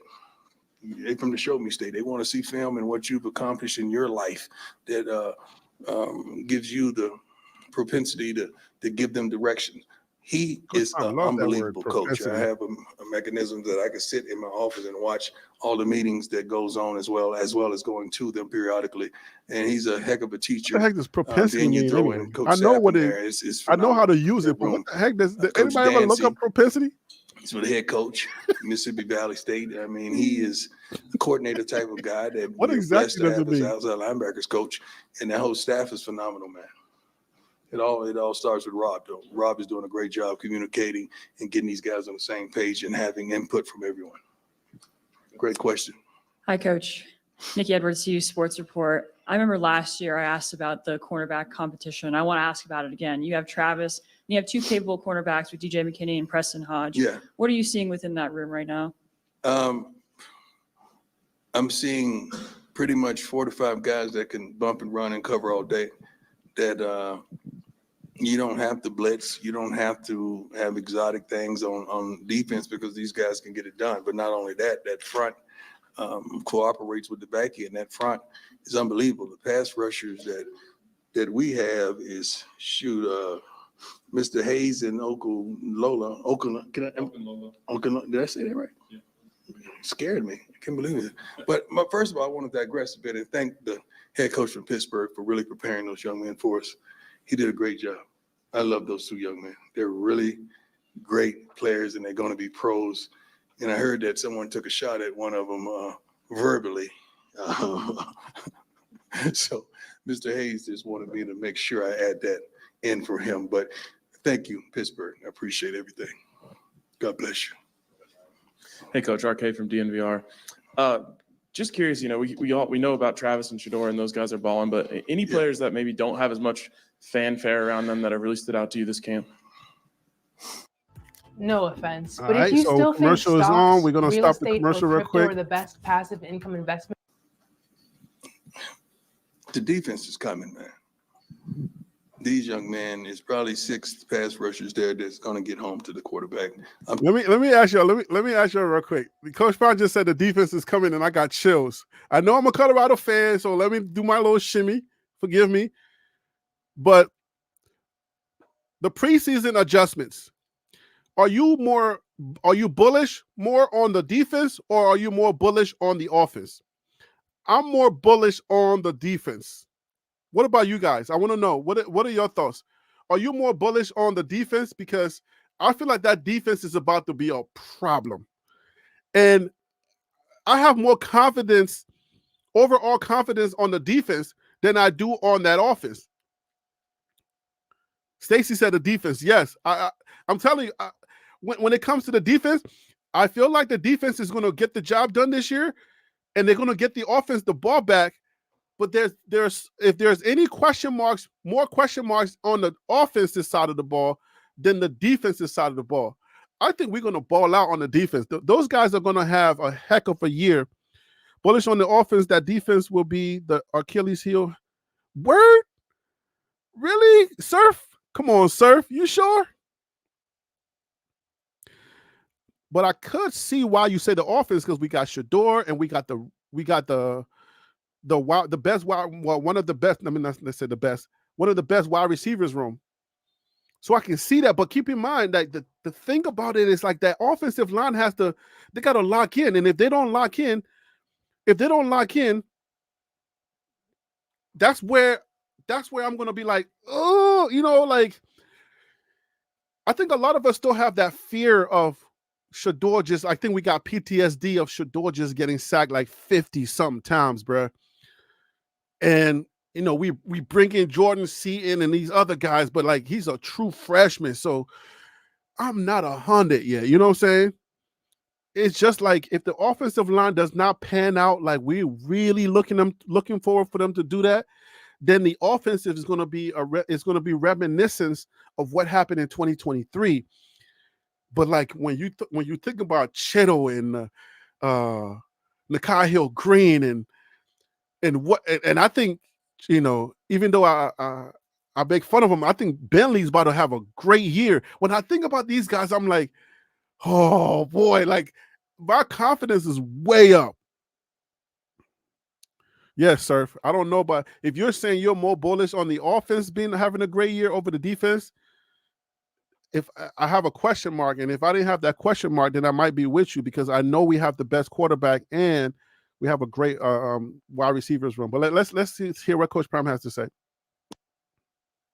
Talking about from the outside, but from the inside, these guys are handling their jobs.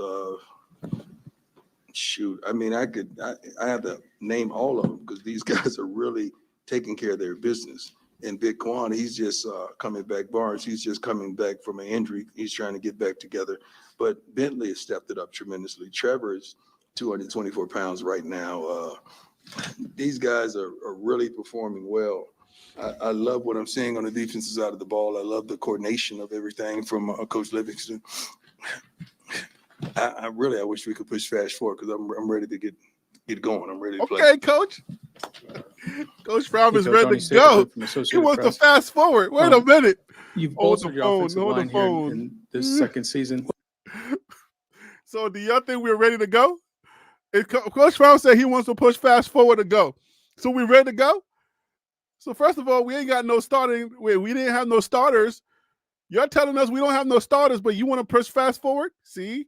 Aha. Aha. You see, Stacy? You see what I was telling you? Aha. These guys be playing games with us. I'm sorry, Stacy. I'm having too much fun. I'm sorry. What does bolstered mean? You beefed it up. Because I mean, on the defensive side of the ball, I love the coordination of everything from Coach Harry, stop playing. I wish we could push fast forward because I'm ready to get going. I'm ready. By the way, Coach Prom knows what bolster means. Okay, just for those of you, your trolls. You've bolstered your offensive line here in this second season. What does bolstered mean? You beefed it up because I mean, I don't know all that bolstered stuff. I never used that in a sentence in my life. All right, you beefed up your offensive line in the South season. Beefed up. How do you sort of microwave improved chemistry? Improved. How about improved? Told you. Let's say that. Coach Prom is a troll, yeah. Okay, how do you get that? Everybody talks about that. So the five have to work in unison, and the chemistry is such an important thing. What is chemistry? I can't. You guys use it all the time. What is it? I can't. He's trolling. Yeah, but you guys work together. You don't like each other. Coach Prom is trolling. You love each other. No, you don't. He's trying to make a point. You definitely don't love the guy back there. Y'all can't stand him. You see? But you still work together. You get the job done. You see? I told you. He's trolling. We generally have a love and a admiration for one another. We really do. I think for the rest of Coach Prom's interviews, we got to watch him like this, and we got to do live commentary on his interviews. Because I think this is the best way to do Coach Prom interviews. Thank you guys for helping us to stumble upon this. Thank you, Stacy. Thank you, everybody. We got to do the rest of Coach Prom's interviews like this. I knew it. Throw the word chemistry out or not. Everybody keep throwing that word out. Some of you don't even have chemistry at home, but you go there every day. That's the end of that question, I guess. Next guy. Eric Christensen with CBS Sports Colorado. CBS, Tyler, I'm not doing nothing with CBS. Next question. Joe Rigo, my ain't got nothing to do with you. It's above that. Ain't got nothing to do with you. I got love for you. I appreciate you, respect you. Ain't got nothing to do with you. They know what they did. I'm here in Denver, not national. You are who you are. CBS is CBS. All right. Joe Rigo, my life with you. I respect you. That's why I told you that. I'm looking you in the eye as a man. I respect you. I got love for you. But what they did was foul. What'd they do? Do not pay somebody to build you a Shopify store. Because I'm going to do it free with 20 handpicked products by myself. Shopify? Wait a minute. What does CBS do? CBS is his. That's CBS is your channel. That's you. You're CBS.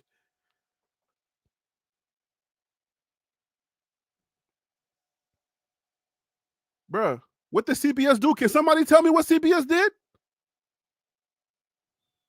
No, this is what happened. CBS is CBS. All right. Joe Rigo, my life with you. I respect you. That's why I told you that. I'm looking you in the eye as a man. I respect you. I got love for you. But what they did was foul. Coach Joe Rigo, my life sports. CBS owns Athlon? Yo, stop playing.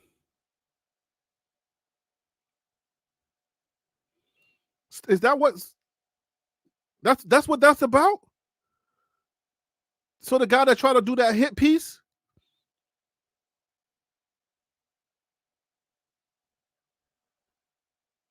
Oh, that article? Yo, so this whole time, let me just break this down for y'all. Sometimes I use Athlon Sports, but that's when Kevin Borba writes his articles on Athlon Sports. But there's a new guy that put out an article, and I think his name is Steve Corridor or whatever, that put out that hit piece, and it was like Quarter, yeah. Oh, this is weird stuff. Oh, Coach Prom knows his dang. Going at Coach Prom, what the heck, Coach Prom? No way. Coach Prom, you knew Athlon was. How did you know Athlon was CBS, bro? No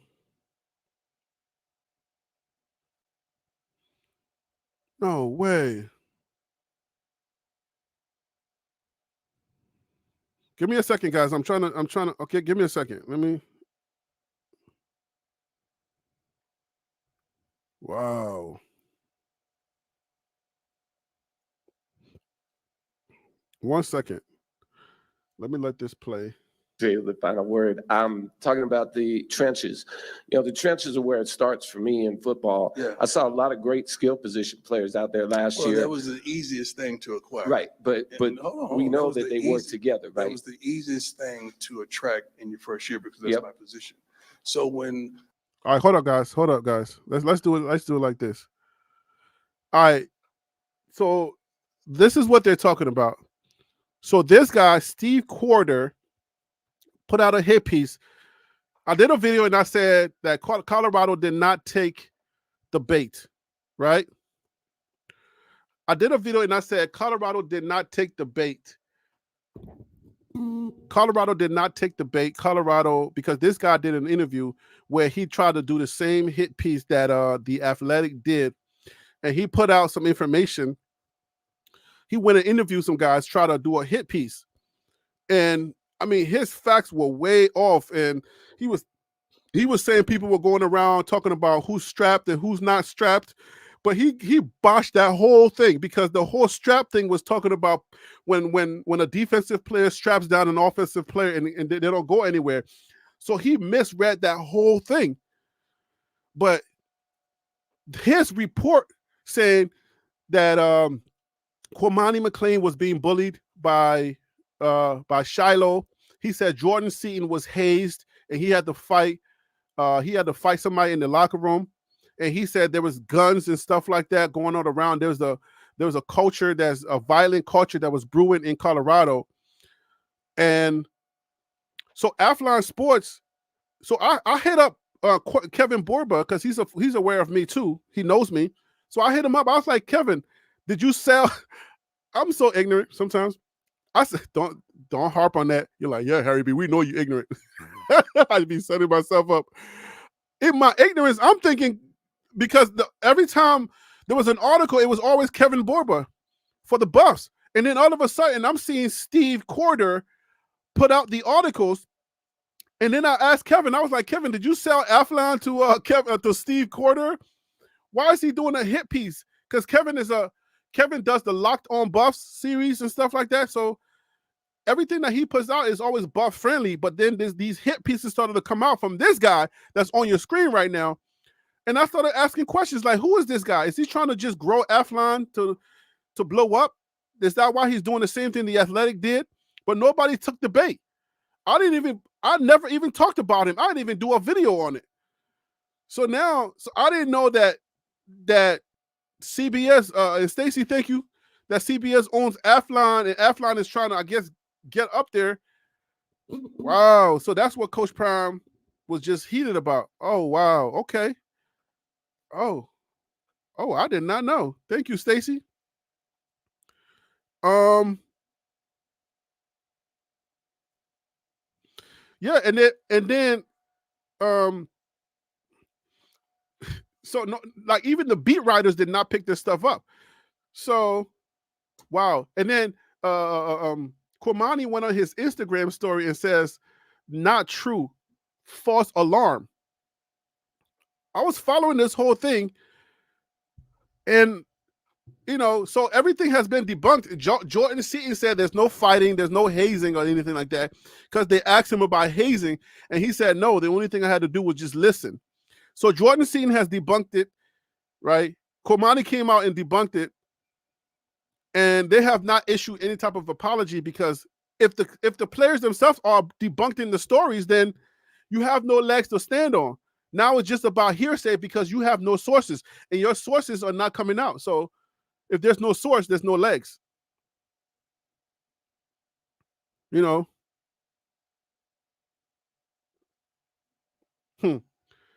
Okay. Big fellas see a lack thereof, or they see a quarterback that can really spin it. Now they're prompt to come. Now the trenches. You know what they did? I'm here in Denver, not national. You are who you are. CBS is CBS. But let me ask you all a question, though. Let me ask you a question. Like, on a serious note, how do you feel about the guy in Denver, right? It's like Fox News, right? Fox has different channels. And a lot of black people probably don't like Fox. I'm not saying all. Don't hate me. A lot of people, black people, find Fox News to always be on the offensive when it comes to, like, whenever somebody gets shot, or black person gets shot in our community, Fox News always tries to bring on these people that will say, well, y'all being too emotional, the cop was right. But there are people in your community that have a local Fox station that are doing their job, and they just happen to be affiliated with Fox News. So if your aunt or your uncle might even be a Fox News reporter. So how do you feel about Coach Prime, the way that he handled the situation with this local guy who is just trying to do his job with CBS, trying to ask the question? How do you feel about that? Is that, I don't know, like, because if it was me, I would, I understand Coach Prime, he felt some kind of way.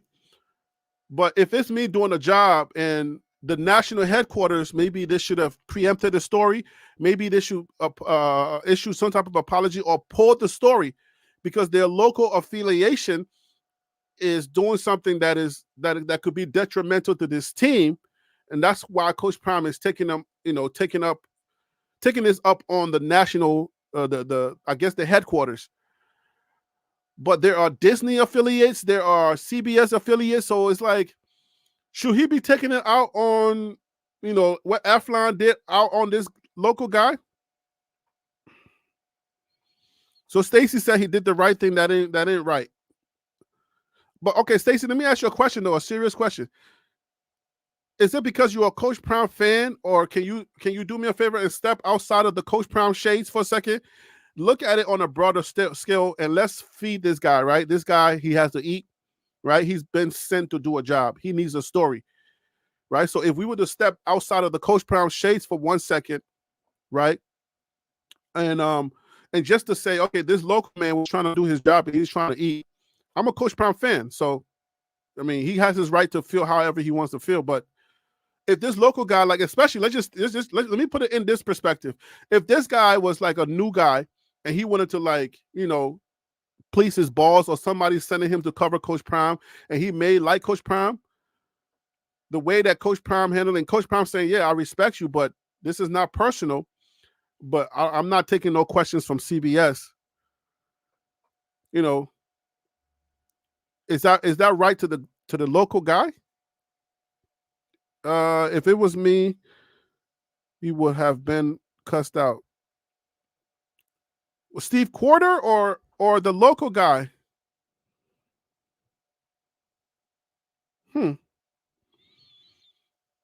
Would you cuss this guy out, or would you be cussing out the local CBS guy trying to do his job? Because this is the guy that wrote the story. This is Steve Quarter. And if you go on his page and you click on his Instagram, it's a girl that comes up. It's not even him. He said whoever. I'm a little torn on that. I don't know. I don't know if I would have. Because if you're saying, hey, listen, this has nothing to do with you, I respect you. But you know what I would say? I would say I respect you, but I'm not happy with CBS. But since I respect you, let me, go ahead with your question. But let me just make this plain and clear. I'm not happy with CBS, but because you're a local guy and I respect you, I'm gonna let you do what you do, because I know you gotta eat too. You know what I'm saying? Like, I know you gotta eat and you got a job to do. You got a family to feed. So I'm gonna give you the respect that I have for you and let you ask your question. But just know, let's put this on the record. I don't like that crap that CBS did, and they know what they did. That hit piece they try to do on us, I don't like that. But because I respect you on the strength of the local guy, I'm going to do that. I'm going to do you a solid. Go ahead, my guy. And then you come out a winner. Like, you know what I'm saying? That's how I handle it. Like, so people don't say, oh, you got some type of feelings and you got your emotions, because I'm sure that's what people are saying. Like, you in your emotions or whatever, Rick George should ban CBS from the Champion Center, period.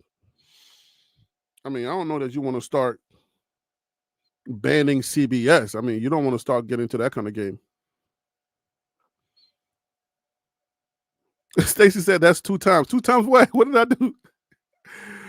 He also wrote the hit piece on the concert too. Oh, okay. So, okay. That's what you're talking about.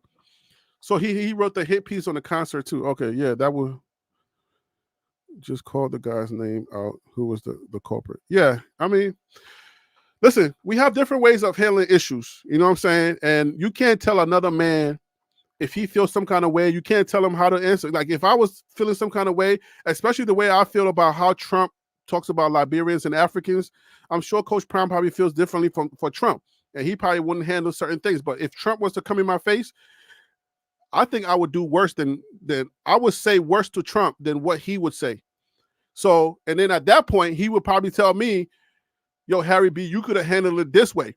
So, likewise, I can't tell him how to feel because this is his team. It's his first time, and there's too many hit pieces coming out. So, I'm not saying he's wrong. I'm just saying, hey, the local guy got to eat too. So we got to look at that sometimes. All right. Joe It Rico, got nothing my to do last with you. I respect you. That's why I told you that. I'm looking you in the eye as a man. I respect you. I got love for you. But what they did was foul. Coach Joe Rico, my last sports video, the final word. I'm talking about the trenches. You know, the trenches are where it starts for me in football. Yeah. I saw a lot of great skill position players out there last year. That was the easiest thing to acquire. Right, but hold on, we know that they work together, right? That was the easiest thing to attract in your first year because that's my position. So when big fellas see a lack thereof, or they see a quarterback that can really spin it, now they're prompt to come. Now they see a difference in the linebackers in the secondary. Now they're saying, okay, well, shoot, we got the line now. We're going to score that's the some same points. guy that did so that? we got to go there to be relentless on the defensive line. Oh, this guy is That's out why for it. we got all the pass rushers, because when you sit and interview them and talk to them, you say, well, you're going to be up by 14 in the fourth quarter.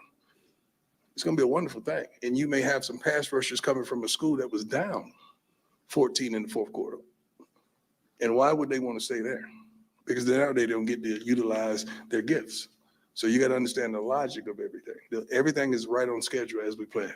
I love it. I love it. Thank you, sir. And I do believe this year I'm on record with 8 wins. Amen. Yep.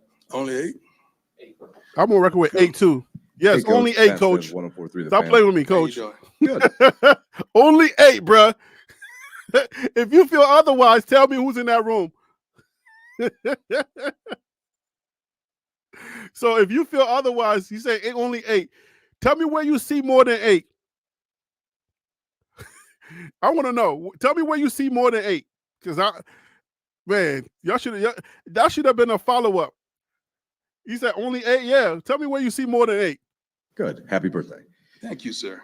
When it comes to the new uniforms, we haven't heard much about those, and That's I know good. there've been, rumored leaks, but Yeah. I was wondering what went into the development process of changing that look, and then for you, when should we expect to see them?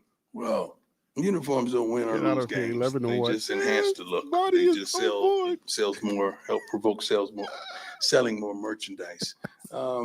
Everywhere we've gone, Yes, we've always sir. enhanced the look. From high schools, there's several different high schools, to college at Jackson, now here. So not only And the too. uniforms, the cleats, the match Y'all are uniforms, bullish. those are going to be suitable as well. So these kids, these young men, going to have a wonderful look. The motto: you look good, you feel good, and then consequently, you, they play Marty. good, I and got that's you, what we're Marty aiming Hill. for. How much of a hand did you have played in designing those, and when should we expect to see those? A heavy hand. You're going to see them real soon. Thank you, sir. Hey, Coach Brian Howell Mr. again. Trump, I can have 2 come up? questions for you about Travis, and I'll ask one at a time. But first off, is it fun for you to coach somebody that can match and be skillful like you are? Well, Travis is better. Is that fun for you? At the agent stage, he's better. Is that fun for you to coach somebody that can do some of the things you did? Yeah. Not only that, he's a good human being. He's not smoking, not drinking, not outside whoring, not doing crazy things. He's. So let me just, Travis is, I'm not going to say he's not smoking, he's not drinking, to say that those people that smoke and drink are not good human beings. But Travis Travis is a good human being. I like Travis because Travis is just a cool guy. As big as Travis is, I went on the stream last time that Travis was having, and the kid that he was playing on the game on college football, college football 25, the kid barely knew Travis. And Travis is out there just playing, and the kid is asking Travis, like, oh, are you good? And or is your team good? And Travis is just like, he's a regular person. I don't even know if Travis know how big he is, like how large of, like, bigger than life he is. And then when he gets to the NFL, it's going to be over. But he's such a good dude, man. And I'm not going to add the other part where he doesn't drink, he doesn't smoke, because some people that smoke and drink are good people too. So, I mean, that's just part of the stuff that people say, He's at one of the highest GPAs on the team. Like, he's a great 4.0 student. and he can play. Character is second to none. That's why I don't mind fishing with him, and he coming to Texas. And we're not talking about fishing on the boat, although we talk junk to each other all the time, but we're talking about life. We're talking about next moves. We're talking about land acquisition. We're talking about so many different things of life, fathering, loving, how the family plays a role in all of this. So it's just a delight to have caught him coming straight out of high school, and he stayed and endured the test of time. And then the second question is, you've talked. Yeah, so that whole, what's funny is that whole report about guns and culture and stuff like that. This dude said he had a photo, like, was it somebody was doing a live and they saw a gun in the photo, but it's not like this person was in the locker room doing a live, right? So they saw a gun in the photo, and they don't even know what the situation was, if that person was a licensed carrier, or even if if that was there, or it could be a fake one. I'm a filmmaker, so I got a briefcase full of fake firearms, and they look like real. They look like real firearms. So if somebody was to come to my house and saw that, and they didn't think that I was a filmmaker, they would probably be like, oh yeah, Harry B got guns in his house, and blah blah blah blah. But it's weird to just, it's like you take a bunch of speculation, you put it together, and you don't have facts that are connected to it. You're taking stuff where the players are talking about being strapping down somebody on a defense, and you don't know football enough to even think about the fact that they're talking about strapping a player down, and you run with that and saying, well, they're talking about straps, being strapped. And it's like, bruh, man, if y'all see the interview that Dan Lebertar did with him, he looked like he was scared, like he was about to be fired. Like, he looked like he was not about to have his, he looked like he was not about to have a job again. It was CP gun. Well, I don't know what that means. That's about how you learn things from Shador when you talk to him about offense. Do you learn things from Travis when you talk to him about football? What did I learn from Shador on offense? I'm sorry. Well, you've talked about how when you've talked to him, you'll get on the things that he's seen. Right. Yeah, okay. I'm just curious if you learned the same type of stuff from Travis when he talks to you about. Yeah, you could always learn from your players. You want to know where they are, what they thought, what they were thinking on that particular play, because we're always barking out ideas and understandings, but sometimes you got to listen to them and see what they saw. That's the first thing I say to Shador. What did you see? Here are 4 reasons why you need to start taking care of your liver. Reason number 1. So how many people want to take care of their liver? Travis is different, man. He saw it. Shoot, he saw it. He got bad livers out there. He's a phenomenal athlete, man. He saw it. Proud of that kid. On and off the field tremendously. Hey, Coach, Kyle Newman from the Denver Post. What is Jimmy Horn Jr. capable of this year, and can we see a big leap from him? Yeah, I think he played phenomenal last year. He had a couple down moments, but Jimmy is a phenomenal athlete. Now that you got LeJounte, you got so many of these young men that can flat out do it. See, when I start doing this, I start mentioning somebody and they get sensitive. Mr. Timmons, Draylon, you got Marion, Cam. It's so many of these guys that can have impact on this offense is unbelievable. And our backfield, our running backs, I think we got 4 to 5 of them that can flat out go. You could use them any way you decide to, because all of them are pretty good out of the backfield catching the ball. They definitely can run.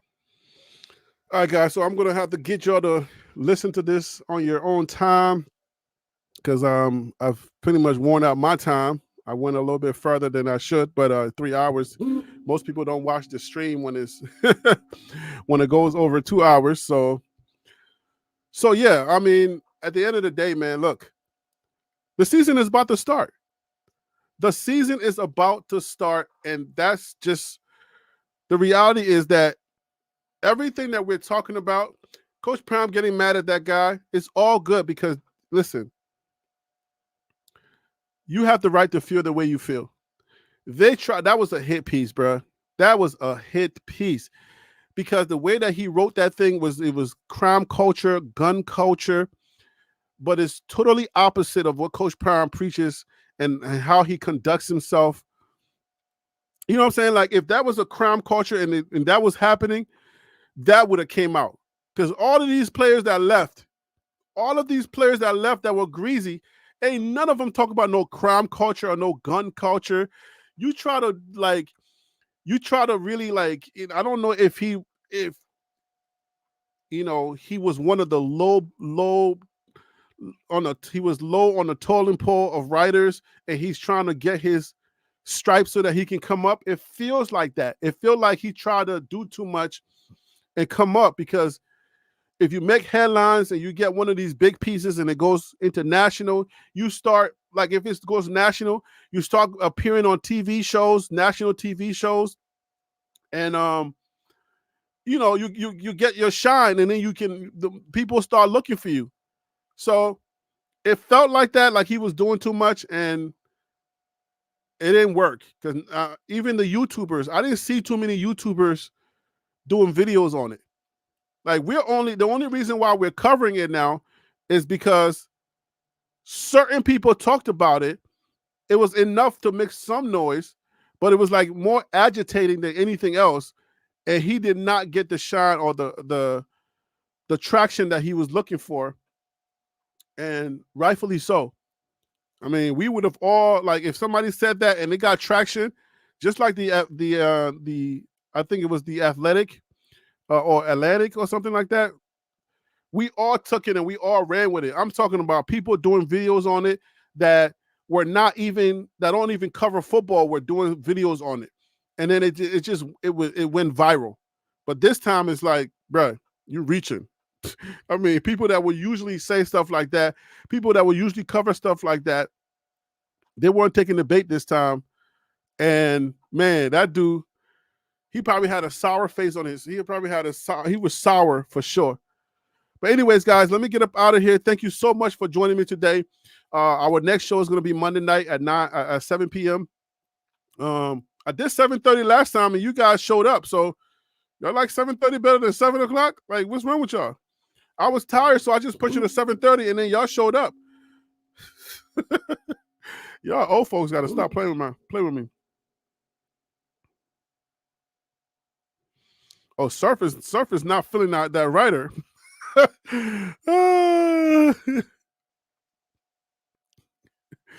Damn, Stacey, you 60?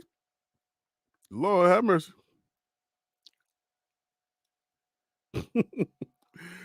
Anyways, guys, look, man, I appreciate y'all, and please, if you can do me a favor, hopefully, you guys, you saw the billionaires mindset.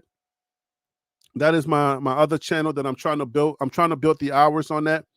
I got videos on that channel. If you got some time and you just want to click on those videos and watch them, maybe while you're doing the dishes, just let them play so that the hours could just go. You know what I'm saying? Like, yo, I would really appreciate it, y'all. Don't subscribe if that's not your thing. I get it. Sports, you just want to keep it sports. Don't subscribe, but if you want to, you can, and just don't put on no notifications just to help me out. But I need more hours than I need subscribers. I got the subscribers already. I just need the hours. All right. So, all right, guys, I appreciate you.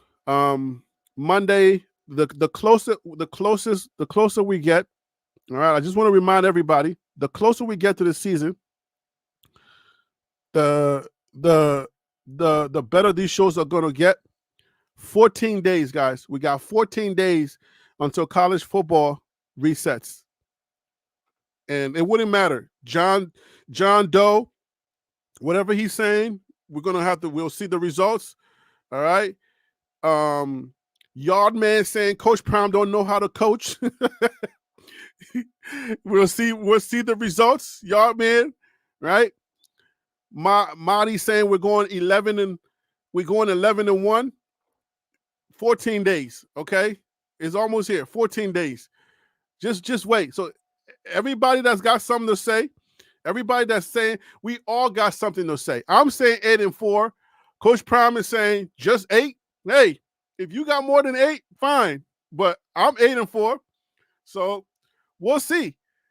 It's almost here. So don't take nothing personal. At this point, you should have on the armor of God, and you should just be ready. Like, nothing should phase you at this point. We've gone through everything, and the season is almost here. In 2 more weeks, that's it. 7 days, 14 days is 2 weeks. That's it. Because there's only 7 days in a week. So 7 plus 7 is 14. You see how good I am at math? 7 plus 7 is 14. I'm out, y'all. Y'all have a great weekend. I will see y'all on Monday Night Football. And thank you for blessing my Billionaires Mindset YouTube channel.